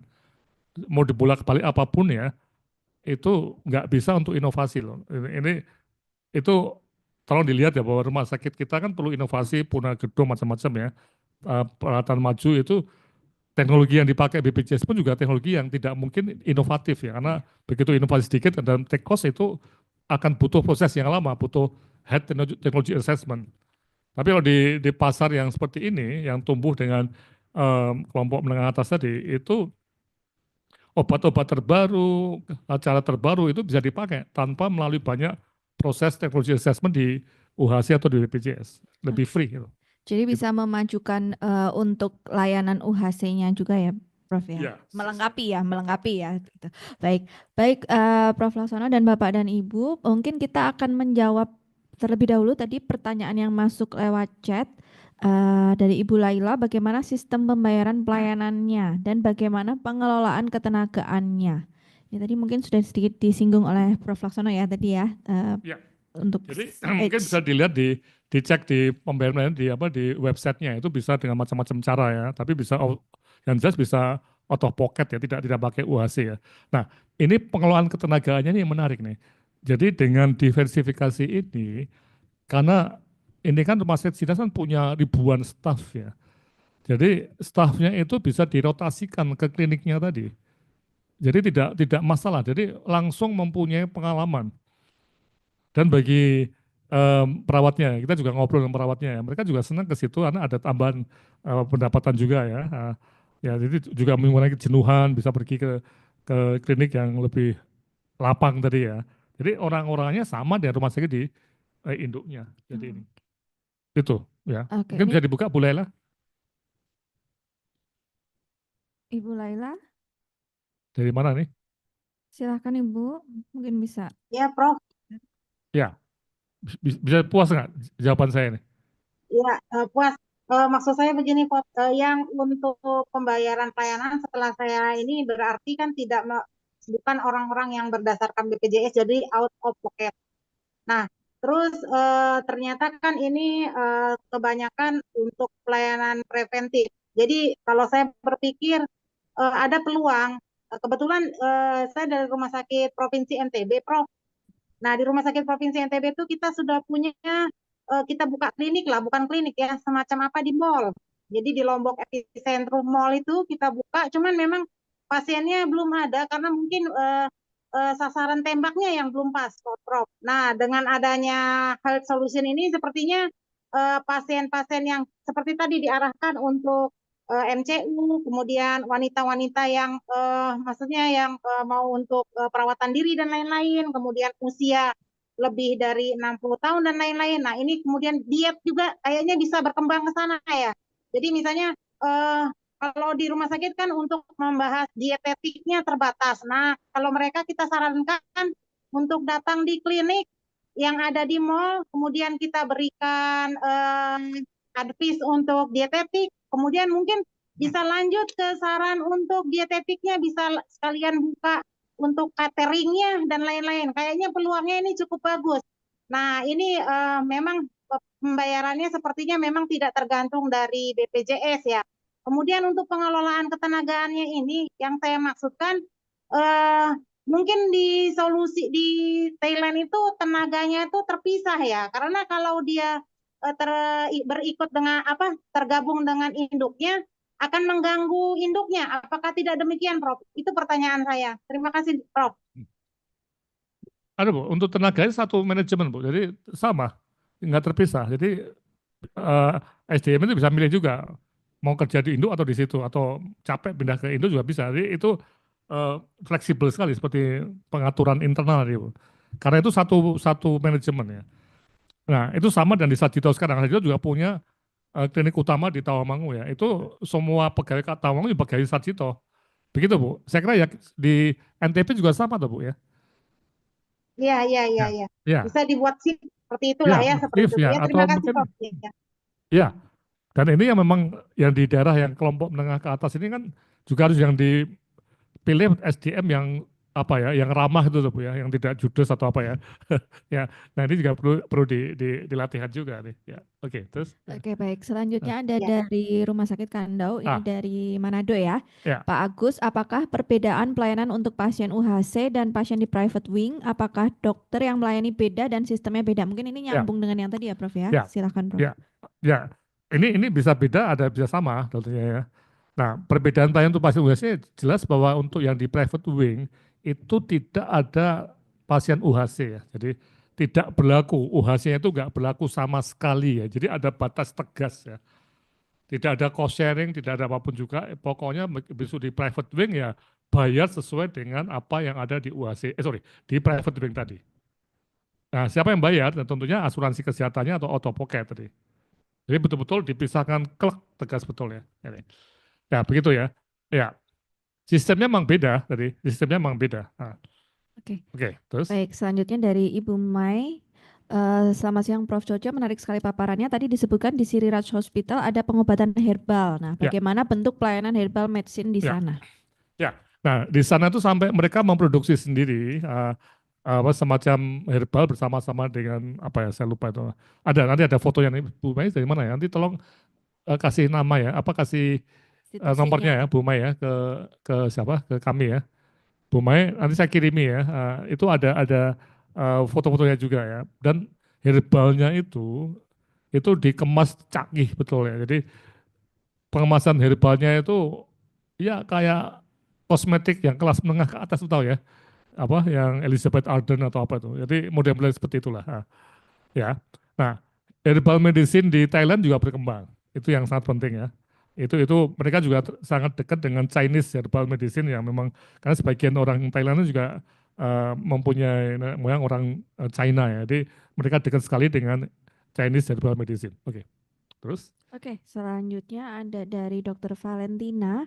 Sasaran pembukaan klinik di mall lebih ke masyarakat menengah ke atas. Bagaimana penerapannya untuk negara kita, di mana kondisi masyarakat tidak semua menengah ke atas. Sirirat swasta, maksudnya apakah Sirirat ini swasta? Bagaimana dengan rumah sakit daerah, di mana ada kebijakan publik tidak melulu dari internal rumah sakit, namun juga dari pemerintah setempat, pemerintah daerah. Bagaimana ini, Prof? Ya, jadi rumah sakit itu pemerintah ya, miliknya FK ya, Fakultas Kedokteran Sirirat ya. Ya, jadi di Thailand itu memang rumah sakit besar itu yang lola perguruan tinggi ya. Nah nih, nah kalau kita lihat memang sasarannya yang di mall itu menengah ke atas tadi. Dan jawabannya sederhana banget. Kenapa bikin ya? Mereka bilang, ini direksinya bilang kita terlalu crowded apa di rawat jalannya di rumah sakit induk sudah terlalu penuh. Ya. Dan kita tidak bisa mengembangkan hal-hal yang baru seperti estetika, seperti anti-aging, ya, kemudian diagnostik yang canggih-canggih itu di dalam. Dan juga sebagian orang itu lebih suka masuk ke mall daripada pergi ke rumah sakit, jelas. Nah, untuk yang orang-orang sehat yang ingin periksa kan mereka sambil menunggu waktu periksa dokternya ngopi-ngopi di mall kan boleh ya kalau boleh minum kopi ya. Ya. Nah, ini yang menarik ya. Nah, sekarang bagaimana untuk negara kita? Nah, ini sekali lagi, ini memang kita nggak bisa dibikin misalnya di rumah di kabupaten yang sangat terpencil atau tidak ada orang menengah ke atasnya ya. Tapi kalau kita Jakarta lah, atau Surabaya, atau Yogyakarta, Bogor, Bandung, Medan, Palembang, Pekanbaru, semua kota itu, ada nggak kelas menengah ke atasnya nih? Saya yakin ada. Nah, Banjarmasin, waduh, banyak batu bara di sana. Banyak sekali yang kaya. Ya. Nah, kemana mereka untuk preventive health tadi? Apakah mereka mau berdesak-desakan di puskesmas? Enggak.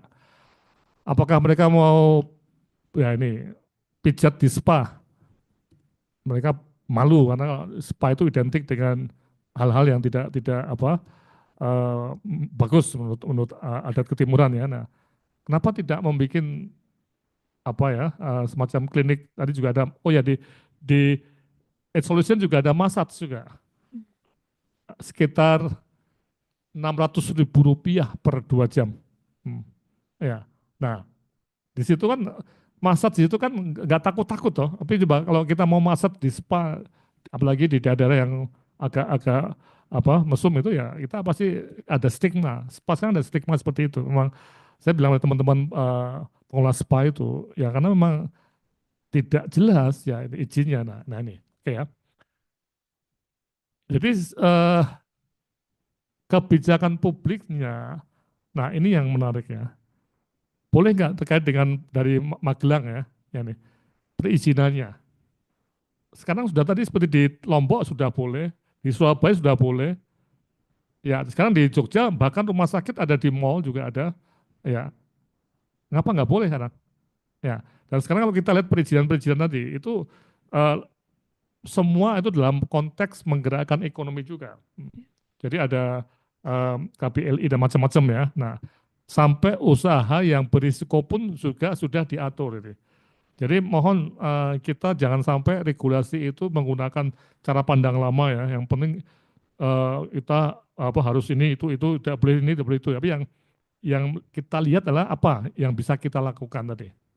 Memang tadi pertanyaan saya apakah di Indonesia akan ada misalnya tadi ya, layanan primer yang punya CT scan. Ini duluan saya dihubungi sebagian dari pengusaha ya. Mereka juga tanya juga, boleh nggak sih di kantor di daerah perkantoran itu dibikin semacam klinik yang ada tadi CT scan-nya misalnya. Sekarang sudah mulai diperbolehkan bahkan tadi ya di luar negeri itu ya PET CT itu ada di klinik ya dan arahnya kita ke sana. Nah, kalau enggak nanti tadi orang-orang Pekanbaru periksa PET CT-nya di Kuala Lumpur di perkantoran misalnya, atau yang jelas di Melbourne sudah ada orang Indonesia yang pergi ke Melbourne untuk periksa PET CT di perkantoran, ya, apa alatnya. Nah ini. Oke, Ya. baik. Ini ada satu lagi, Prof, dari Bapak Wanedra. Pengobatan tradisional kalau kita terapkan di Indonesia dapat diizinkan kalau digabung dengan modern medicine seperti yang dilakukan saat ini. Modern itu apa ya? Modern mungkin, Prof. Modern. Mungkin ya, Prof. Modern. Ya, nah ini Pak Wan ya.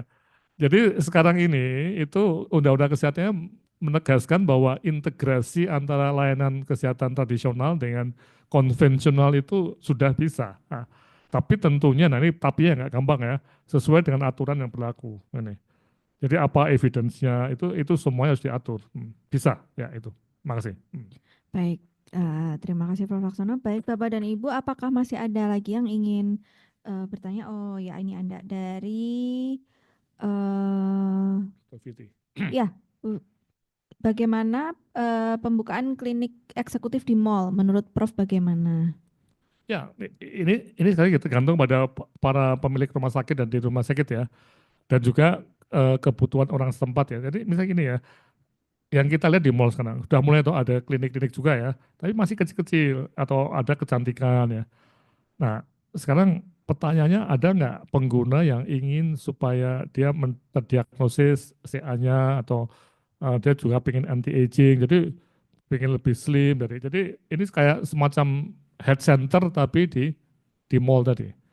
Nah, tentunya kita nggak akan bisa bicara semua kota atau semua tempat itu bisa ya.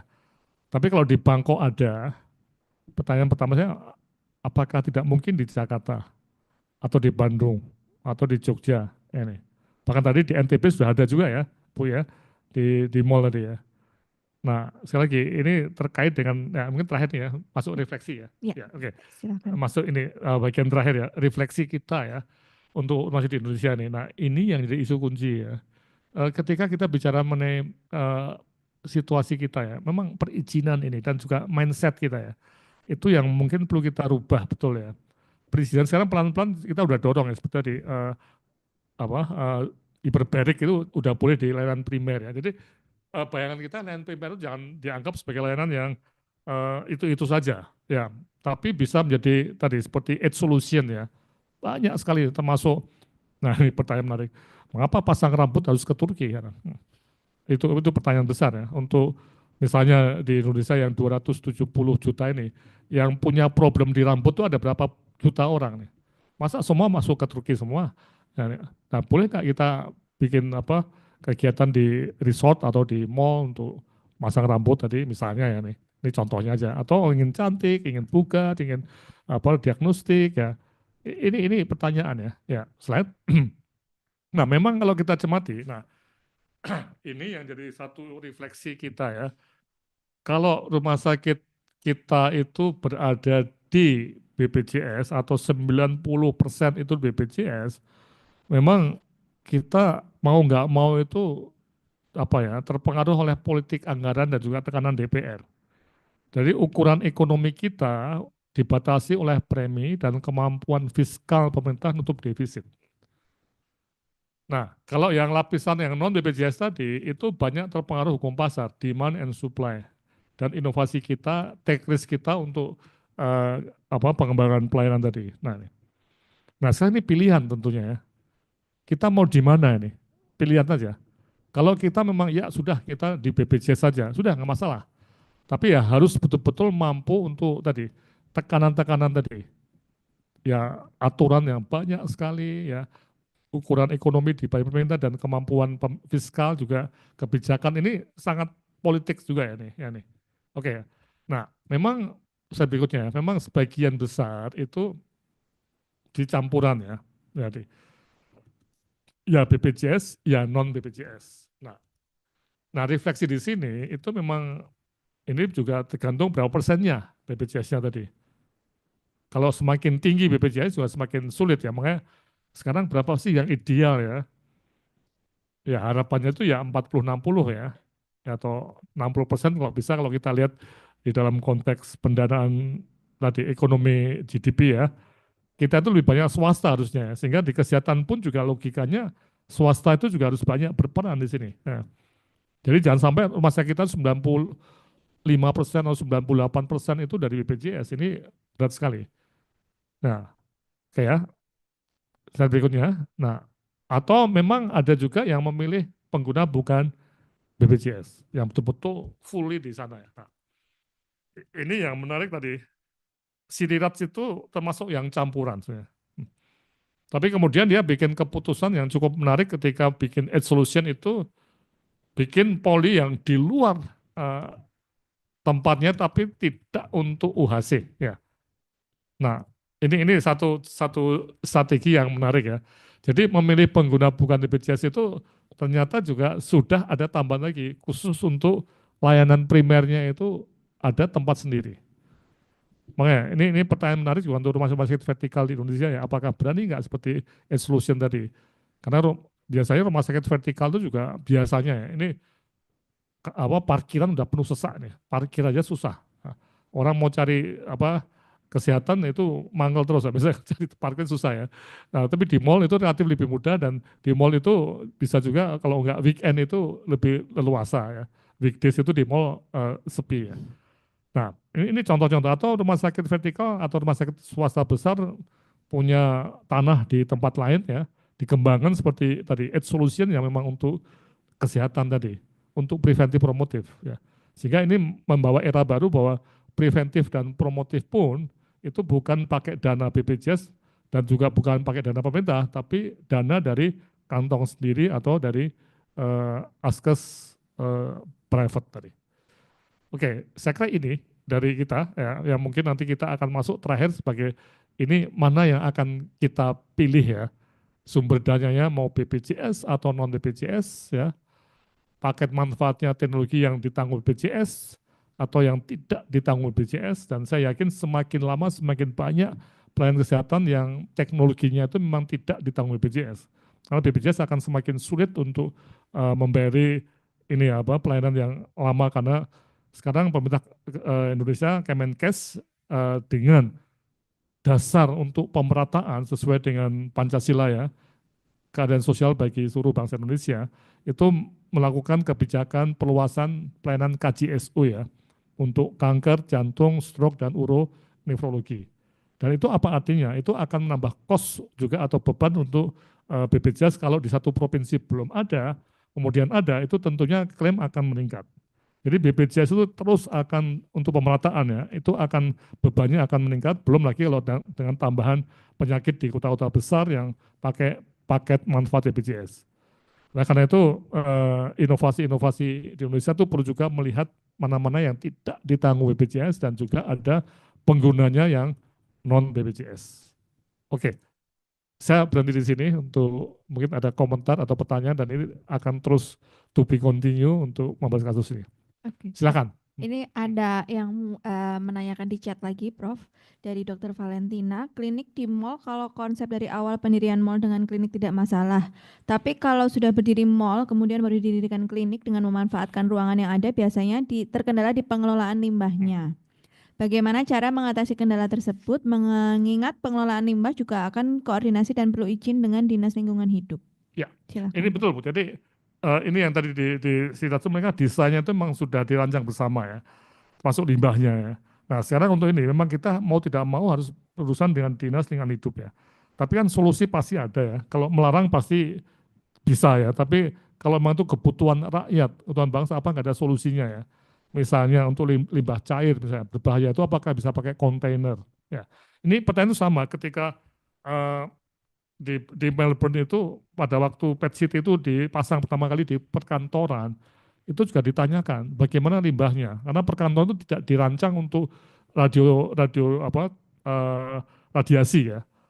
Tapi ternyata dengan jawaban dari pengelola limbah tadi dan juga dinas keselamatan saya lupa di Melbourne ya, mereka punya solusi ya, termasuk air limbahnya itu diatasi. Nah ini yang menariknya. Jadi tolong dibuka ya, bisa dibuka mikrofonnya nggak ya?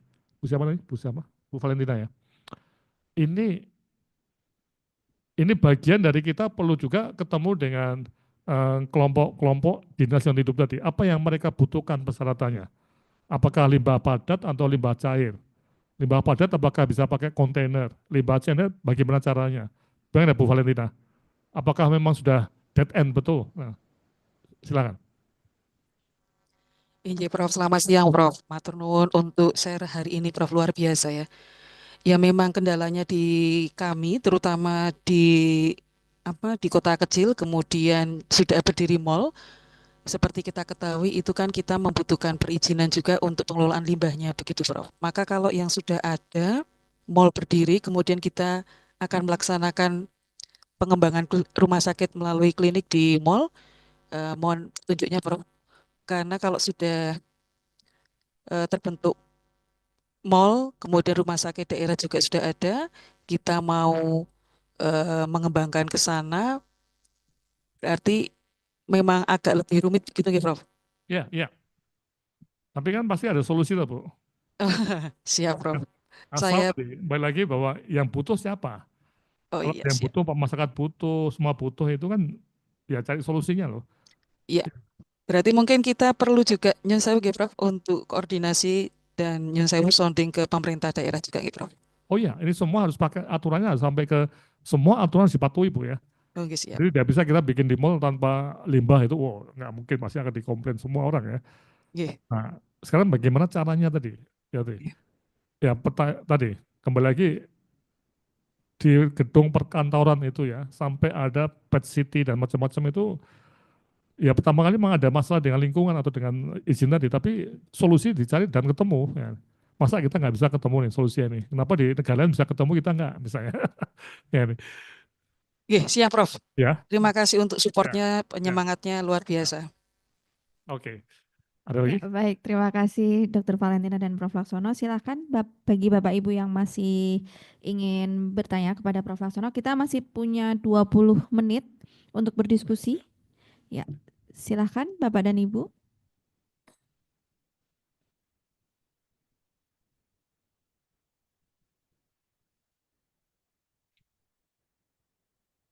Oke, mungkin kalau belum ada Prof, boleh saya yang bertanya Prof. Nah, kalau menurut Prof. Laksono sendiri, peluang yang dimiliki oleh Indonesia itu sebetulnya dimulai dari mana Prof? Apakah untuk diversifikasi ke arah wellness misalnya, atau lebih ke kayak home care dulu, preventif seperti MCU, seperti itu Prof? Ya. Untuk awalnya. Nah, memang ini yang paling tahu harusnya rumah sakit ya. Jadi seperti ini contoh ya. Rumah sakit kan tahu bahwa berapa pasiennya yang butuh home care. Ya. Berapa yang mungkin MCU ya tadi. Nah, sekarang appointment tadi itu enak di rumah sakit atau enak di misalnya mall atau tempat yang terpisah ya. Jadi nggak harus mall loh. Jadi bisa jadi ada satu rumah sakit vertikal ya yang punya tanah di luar ya. Tadi seperti Sajito juga punya, tapi itu untuk wellness industry di pegunungan ya, di Tawangmangu ya. Tapi misalnya sekarang rumah sakit besar X ya, dia punya gedung di tadi ya kayak di Bangkok tadi ya, di jalan ini. Tapi dia juga punya tanah kecil ya di pusat kota atau tempat lainnya barangkali. Nah, ini tentunya akan kita lihat ada semacam ya bisnis plan-nya ya tentang sebenarnya kebutuhannya apa dan produknya apa. Untuk siapa? Nah, ini yang harus jalankan. Jadi tadi yang disebut sebagai respon dalam konteks rencana strategik bisnis itu kan pasti ada. Nah, ini sekarang bagaimana tadi yang penting itu dengan meeting seperti ini ya, kita tadi kembali lagi ada strategic thinking, kita nggak ada ide-ide baru nggak nih? Kalau ide barunya, wah itu pasti nggak mungkin, ya udah apa berhenti dan nanti kita akan meratap semua BPJS semua. Ya, semua kembali lagi 95% rumah sakit kita pendapatannya ya, mereka yang ikut BPJS 95% pendapatan dari BPJS misalnya atau 100%, ya udah ini memang mati hidup bersama BPJS. Ya. Kalau BPJS-nya goyah ya kita akan goyah. Makanya kalau saya cenderung BPJS kalau misalnya kita campuran tadi ya, bisa nggak ya 70 satu kita sampai 60%. Nah, jadi kita ya BPJS itu seperti stabilizer itu ya, yang pasti ada. Tapi di luar itu, di atas itu masih ada pengguna non BPJS. Itu maksudnya. Berarti untuk pendanaannya juga perlu digali lagi ya Prof ya, tidak hanya mengandalkan dari satu sumber saja, yang sekarang kan mungkin masih banyak yang mengandalkan BPJS, tapi rumah sakit ini juga harus mulai mencari sumber pendanaan yang baru, entah Ya. itu lewat filantropi atau mungkin menguatkan out of pocket layanan-layanan untuk eksekutif begitu ya Prof ya? Ya, itu yang jadi ini kreativitas dari direksi itu yang tadi bisa diuji betul ya ini. Iya, ya, makasih. Oke, terima kasih Prof. Laksono. Ini mungkin ada lagi Prof di chat dari Pak Agus dari Rumah Sakit Kandau. Apa yang bisa dilakukan agar pasien umum atau non BPJS untuk mau berkunjung ke private wing? Rumah sakit kami sudah berusaha untuk membuat private wing, termasuk klinik eksekutif dan juga klinik kecantikan, namun kunjungannya masih kurang karena sebagai rumah sakit vertikal. Rumah sakit Kando ini juga terikat berbagai peraturan berbeda dengan klinik kecantikan di luar yang bisa bebas leluasa bergerak. Misalnya terkait tarif dan pembayaran ke dokter, juga pengadaan bahan habis pakainya. Ya. Silakan Prof. Nah, ini yang menarik ya kalau kita lihat dibanding di Thailand itu kita lebih sulit ya. Karena di Thailand itu cut off point-nya itu jelas ya, mana yang UHC dan yang non UHC. Di kita pasien BPJS itu bisa saja orang kaya ya yang masuk BPJS ya, dan mereka naik kelas ya, seperti itu ya. Nah, selama ini masih seperti itu akan susah, kecuali kalau nanti memang betul-betul kelas standar dan naik kelasnya itu mahal betul ya. Ya, nanti masuk wing private wing-nya itu ya memang ke situ. Jadi kalau sekarang kelas standar belum jadi-jadi ya, itu sulit ya. Nah, solusi berikutnya ini di private wing tadi itu menggunakan teknologi yang mungkin tidak ada di BPJS. Nah, misalnya operasi dengan teknik apa atau penggunaan titanium untuk ini atau hal-hal lain seperti tadi. Kalau ini klinik ya, yang katarak dengan lensa yang tidak disediakan BPJS dan sebagainya, Pak. Nah, ini makanya tadi Pak Agus ya, bisa dibuka nggak Pak? Kita memang betul-betul harus detail betul ya, kreatif untuk mencari sebenarnya apa sih yang tidak disediakan BPJS tadi. Pak Ya. Agus, apakah bisa membuka mikrofon? Ya, silakan Pak. Ya, Prof.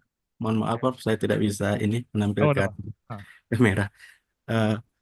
Begini, Prof. Untuk pelayanan di poli eksekutif kami itu, di poli kecantikan kami, itu memang terpisah dengan pasien BPJS. Kan untuk poli kecantikan tidak ditanggung BPJS. Ya. Seperti itu, Prof. Akan tetapi, ini alat-alatnya juga kami sudah berusaha menyiapkan alat-alat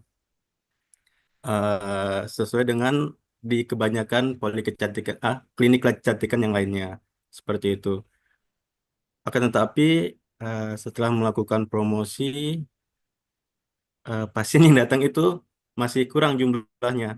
Mungkin juga ini terkait dengan ini tarif ya, karena kalau di klinik kecantikan mungkin mereka leluasa merubah-rubah tarifnya mereka. Misalnya sewaktu-waktu mengadakan promosi seperti itu.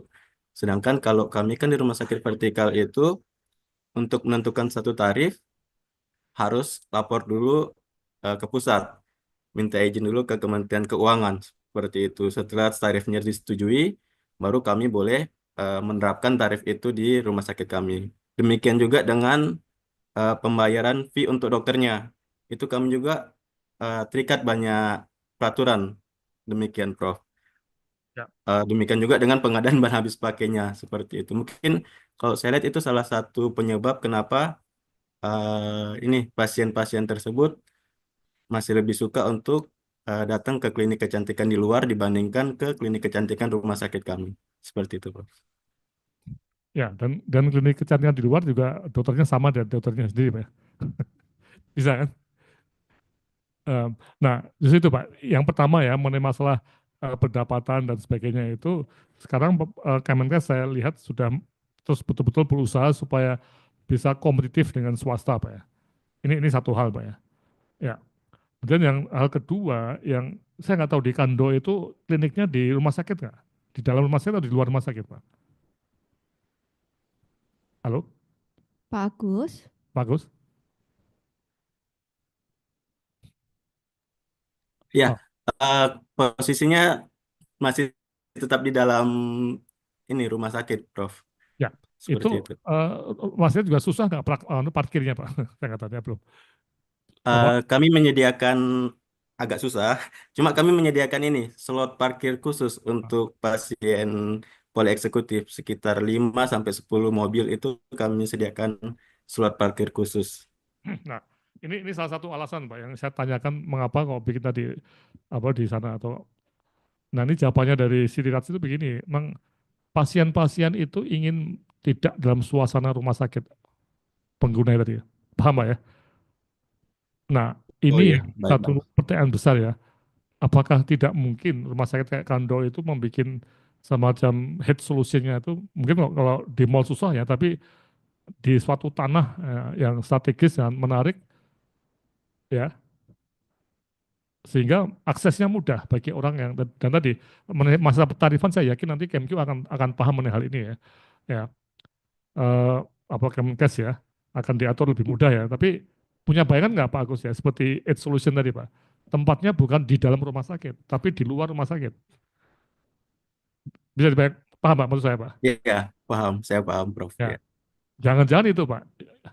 Jadi kita ya saya lihat banyak Pak ini di berbagai tempat itu eh, problemnya untuk klinik kecantikan ya di dalam rumah sakit itu ya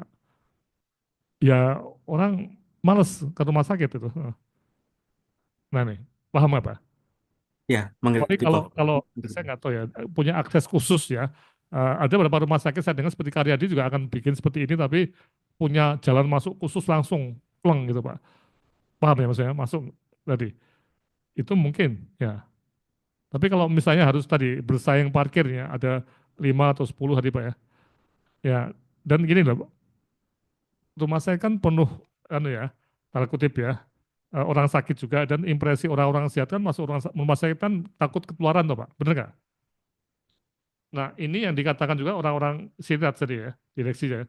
Ya kami juga mengcater ya orang supaya suasananya Ed Solution itu suasana yang sehat tadi, bukan orang sakit. Jadi gembira ya, ada musiknya, mau menunggu dokter tadi bisa menunggu ngambil nongkrong di kafe misalnya. Habis periksa bisa apa ya tadi makan enak ya. Hal seperti ini loh Pak yang paham maksud saya Pak ya. Ya. Nah, sekarang tadi pertanyaan Pak Agus, coba deh, ini iseng-isengnya tanya pada direksi atau dewas di Kando, Pak. Bagaimana kalau kita beli tanah seharga 5M misalnya, kemudian kita bikin investasi seharga 25M misalnya ya, untuk seperti solution ini di satu tempat nih. Berani nggak, Pak? Ah, ya, Prof. Izin, Prof. Yang sekarang ini kan memang masih satu gedung dengan pelayanan pasien BPJS lainnya, walaupun ruangannya dipisahkan. Tapi kami telah merencanakan untuk beberapa tahun ke depan, dan itu sudah disetujui juga oleh Pak Menkes, bahwa kami akan membangun tower sendiri. Tower sendiri setinggi 12 level, 12 lantai. Nah, itu nanti yang akan jadi tower khusus wing privat untuk pasien umum ini, Prof. Ya, itu solusi, Pak ya. Solusi. Tapi tadi, yang menarik di Siritas tadi, mereka udah bikin ini 15 tahun yang lalu ya. Tapi pada satu titik mereka melihat bahwa layanan primernya yang ada di tower ini, layanan apa, kliniknya itu tidak cukup untuk memenuhi kebutuhannya orang Bangkok yang tadi butuh diagnosis center yang bagus, butuh suasana lain, macam-macam tadi Pak. Sehingga mereka memutuskan untuk bikin edge solution di luar rumah sakit itu. Walaupun udah punya towernya tadi, jadi private wing juga tower tadi Pak, tower sendiri. Juga ada kliniknya, tapi menurut mereka masih kurang. Nah ini yang jadi isu menarik. Menarik, Prof. Iya. Ya. Mungkin suasananya tadi ya, Prof ya. Benar, Iya, Prof. Saya iya. sepakat, saya setuju itu, Prof. Benar. Betul. Saya rasakan sih, saya masuk di sana ya dengan rombongan itu ya memang suasana mall Pak. Jadi dan orang-orang ada yang sakit, ada yang piang, ada yang sehat dan tadi menyenangkan tadi. Nah, itu Pak. Oke. Baik, ini masih ada sekitar 9 menit, Prof. Ada satu lagi ini ya. Ini dari Ibu Alvina Rubianti dari Manajemen Cars. Sedikit sharing, saya jadi teringat sama Prodia. Di Prodia saat ini ada Prodia Senior, di mana pelayanannya sudah ada MCU, radiologi, EKG, lab, fisioterapi, dan lain-lain. Ketika orang tua Bu Alvina mau operasi, dicek semua di situ. Jadi sudah all in one di situ gitu, Prof. Apa sepertinya sudah ditangkap sama Prodia? Apakah seperti ini juga bisa menjadi salah satu alternatif begitu ya Bu Alvina ya? Silakan Prof, mungkin tanggapannya. Iya, jadi kalau seperti itu seperti diagnosis center ya, Prodia tadi ya, tidak hanya lab ya, tapi bisa dibuka ya, Bu Alvina ya. Jadi ini seperti diagnosis center ya. Iya, Tapi iya, Prof. ya, Iya, Prof. ya, nah, betul. Iya, Tapi yang betul, di betul. solution itu, diagnosis center itu hanya satu dari banyak kegiatan loh, paham ya? Oh, iya, iya. Ya, ada preventive intervention, ya, ada kecantikan, anti aging, ya macam-macam nih. Nah, kemudian tadi ada di mall tadi di satu tempat yang Kembang, iya. menarik lah. Iya, Ini yang iya. jadi isu kunci ya. Jadi artinya gini ya, AIDS solution itu memang solusi untuk hanya kan AIDS-nya kan head ya. Untuk Iya. apapun apa tantangan kesehatan Anda kita akan ada solusinya. Waduh. Ini ya. Jadi memang mungkin seperti Prodia itu sudah mulai menangkap ini, tapi dia akan masih terbatas pada diagnosis centernya, Bu ya. Betul nggak? Tapi saya lihat, Prof, maaf, Ya. di sana udah ada fisioterapi, Prof. Ya. Fisioterapi mereka udah mulai ada pelayanan fisioterapi. Saya kaget juga, saya lihat, saya waktu antar ibu saya kebenaran operasinya jauh, Prof. Karena mau operasi katarak sih, Prof. Karena ibu saya udah tua banget. Kebenaran saya bilang sama rumah sakitnya, saya ada Prodia dekat rumah saya. Oh, silahkan.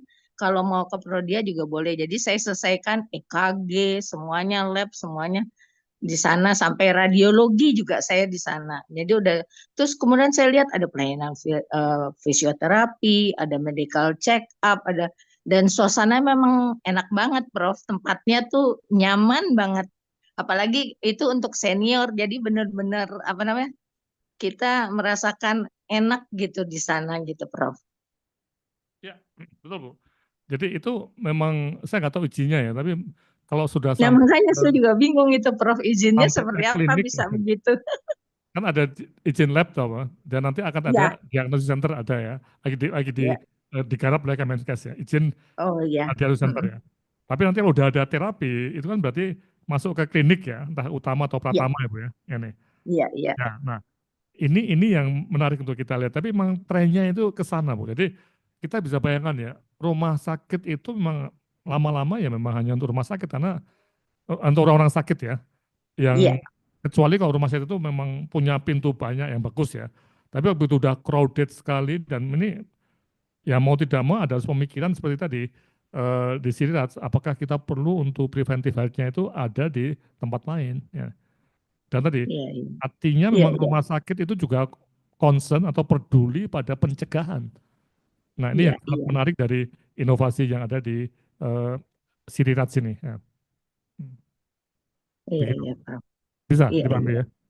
Iya, Tapi paham, Prof. kali ini diskusi ini untuk merangsang ide-ide baru atau supaya kita jangan sampai terlena dalam konteks kita meratap terus BPJS tapi kita nggak punya waktu untuk mencari ide baru ya. Oke. Iya, Ini iya, tanggal Prof. 16 Desember kita akan mencoba melihat mengapa meratap itu juga perlu tapi juga ada bahayanya kalau kita terus-terusan meratapi BPJS tanpa ada intervensi Betul. inovasi kita sendiri ya. Oke, begitu. Iya, iya, iya, Prof. Oke. Terima kasih banyak, Prof. Baik, terima kasih Bu Alvina dan Prof Laksono. Mungkin masih ada 5 menit, Prof. Ya, oke. Saya kira Silakan. untuk menutup ya. Ini ada beberapa hal yang dari saya yang ditanyakan teman-teman ya. Memang kembali pada satu isu penting pada strategi ya. Rumah sakit. Jadi saya mengajak teman-teman yang di lulusan MMR atau yang Mars ataupun yang ada di manapun juga di rumah sakit ya. Itu untuk berpikir betul mengenai arah tren pengembangan global ya. Jadi apa-apa yang kita lakukan mengunjungi tadi tempat-tempat yang seperti di Bangkok atau nanti kita bisa ke Kuala Lumpur, itu untuk melihat kenapa di negara lain bisa kita tidak. Ini. Tapi tentunya ada konteksnya. Ini konteks untuk tempat yang kayak di Jakarta ya. Mungkin untuk daerah seperti Larantuka atau pelosok Papua tidak bisa ya. Nanti kita punya cara sendiri. Mungkin kita akan melihat bagaimana pelayanan kesehatan di daerah sulit di Australia misalnya ya. Nah, ini semua saya berharap supaya kita para manajer rumah sakit itu punya tempat untuk diskusi seperti ini ya, beradu pendapat atau mungkin tukar menukar pikiran supaya kita melihat ke depan itu tidak kembali lagi hanya satu solusi di BPJS. Nah, kalau BPJS nggak ada solusi atau susah solusinya, kita semua akan berhenti. Jadi kita akan mencari semacam kanal-kanal apa ya penyelamat tadi ya untuk kita bisa mencapai supaya lembaga kita, rumah sakit kita tidak menderita karena ini ya. Saya kira itu yang bisa saya sampaikan dan selagi bahwa potensi dana dari masyarakat masih banyak loh. 3% baru, kita harapkan 4%. Kalau tambah 1% dari GDP untuk kesehatan itu berarti setara dengan kira-kira kalau 1% dari 17.000 ya GDP kita 17.000 triliun ya, 17.000 triliun ya. Itu 1% itu berarti kira-kira 170 triliun. Ya, sekarang ini BPJS baru 150 triliun, jadi kita akan mendouble ya. Ya, tapi tidak semua untuk kuratif, sebagian adalah untuk preventif promotif. Nah, ini yang kita harus kejar juga dari masyarakat, dari kantongnya masyarakat. Ya, tetap kita berharap pemerintah ya. Tapi pemerintah kita itu bukan pemerintah yang kuat kayak di Swiss ataupun di negara-negara Skandinavia karena mereka rasio pajaknya itu 30%, kita hanya 10% dengan GDP yang sangat tinggi di sana. Kita beda sekali dengan di Swiss. Oke ya, saya kira ini semoga terus kita membahas hal yang membuat kita cerah ya, jangan sampai kita semua putus asa, kemudian ya nggak ada inovasi apapun juga. Ini. Oke, sekian dan terima kasih. Wassalamualaikum warahmatullahi wabarakatuh. Waalaikumsalam warahmatullahi wabarakatuh. Terima kasih banyak Prof. Laksono atas sharing dan masukan-masukannya terkait dengan inovasi pelayanan primer di rumah sakit. Kita mengambil studi kasus di Bangkok. Baik Bapak dan Ibu, sebelum acara ini ditutup, kita akan mendengarkan closing remarks dari Dr. Hanefi Jasri Mars, FAS Qua, yang merupakan Ketua Minat Manajemen Rumah Sakit Program Studi Kebijakan dan Manajemen Kesehatan FKKMK UGM. Kepada Dr. Hanefi, kami persilahkan. Assalamualaikum warahmatullahi wabarakatuh. Ibu dan Bapak yang saya hormati, dalam closing statement ini perkenankan saya untuk menyampaikan beberapa poin dari pertemuan ini. Yang pertama, Siriraj Edge Solution telah berhasil mengembangkan layanan primer berbasis preventif dengan pendekatan holistik yang mengintegrasikan baik teknologi maupun layanan kesehatan yang bersifat personal, serta pembiayaan yang berasal dari swasta. Ini sangat menarik sekali. Bapak Ibu, sebagai catatan, huruf H dalam Edge Solution itu sendiri berarti healthy, happy, dan holistik. Ya. Ini berarti rumah sakit dalam bentuk pelayanan primer di mall tersebut itu menekankan kepada satu preventif, ya, menjaga agar kita tetap sehat. Yang kedua, memastikan patient experience-nya, ya, memastikan para pasien dan pengunjung mendapatkan pengalaman yang baik, ya, sehingga mereka happy, senang. Dan yang ketiga, itu berarti mereka menekankan kepada pentingnya continuity of care berjalan dengan baik. Sehingga pendekatannya adalah pendekatan holistik, tidak saja nanti pada waktu pelayanan primer, tetapi kalau mereka butuh pelayanan sekunder atau tersier, mereka bisa merujuknya ke rumah sakit mereka sendiri. Bapak Ibu, webinar ini telah memberikan inspirasi dan juga strategi awal bagi Bapak Ibu untuk mengadopsi model serupa di Indonesia. Tapi itu perlu disesuaikan dengan kebutuhan di masing-masing wilayah yang memiliki perbedaan geografis, demografis, maupun sosial ekonomi kita masing-masing. Sehingga pelayanan serupa bisa kita wujudkan di berbagai kota di Indonesia, ya tentunya dengan strategi operasional yang bisa berbeda satu sama lain. Nah, hal ini sesuai dengan transformasi sistem kesehatan, di mana kita diminta untuk melakukan proses yang memerlukan kolaborasi lintas sektor serta dukungan dari berbagai macam pemangku kepentingan. Kalau belajar dari Rumah Sakit Siriraj, maka para pemangku kepentingan yang terlibat itu minimal meliputi para pengelola rumah sakit, fakultas kedokteran, pemerintah pusat dan pemerintah daerah, penyedia dana, serta para klinisi, serta juga yang penting adalah para pemilik, pengelola maupun regulator dari bangunan mal tersebut. Nah, ini yang perlu kita pelajari dan juga kita adopsi bagaimana mekanisme mereka berkolaborasi dan mendapatkan dukungan seperti itu. Untuk membahas lebih dalam, maka kami di MMR UGM akan melakukan berbagai macam kegiatan lanjutan, antara lain workshop yang akan dirancang untuk membahas secara teknis implementasi model layanan primer berbasis rumah sakit di Indonesia. Masuk, kami akan mengembangkan PPE atau program pengembangan eksekutif bagi para pimpinan rumah sakit untuk dapat mewujudkan pelayanan serupa. Akhir kata, saya mengucapkan banyak terima kasih atas peran serta Bapak Ibu. Semoga bermanfaat. Assalamualaikum warahmatullahi wabarakatuh. Waalaikumsalam warahmatullahi wabarakatuh. Baik Bapak dan Ibu, terima kasih kepada Prof. Laksono, Pak Hanefi, dan seluruh peserta webinar pada pagi hari ini yang sudah berdiskusi dengan topik yang sangat menarik. Kami berharap webinar ini bisa memberikan inspirasi dan strategi yang relevan untuk pengembangan rumah sakit di Indonesia. Demikian rangkaian acara kita pada siang hari ini. Terima kasih atas partisipasinya. Sampai bertemu di lain kesempatan. Kami kembalikan kepada Mbak Lia selaku MC. Baik, terima kasih Dr. Aras dan terima kasih juga kepada para pembicara kita pada siang hari ini, Prof. Laksono dan Dr. Hanefi. Dan terima kasih juga kepada Bapak Ibu peserta yang telah hadir dalam kegiatan sampai sore hari ini. Baik Bapak Ibu, saat ini kita sudah sampai kepada penghujung acara. Bagi Bapak Ibu yang ingin mengakses materi dan reportase kegiatan hari ini, dapat diakses melalui website manajemenrumahsakit.net, serta Bapak Ibu yang ingin mengulang kembali video kegiatan hari ini dapat diakses melalui kanal YouTube PKMK FKKMK UGM. Saya Lia mewakili seluruh tim yang bertugas pada sore hari ini. Pamit undur diri dan mohon maaf apabila terdapat kekurangan dalam membawakan acara pada sore hari ini. Wassalamualaikum warahmatullahi wabarakatuh. Selamat sore.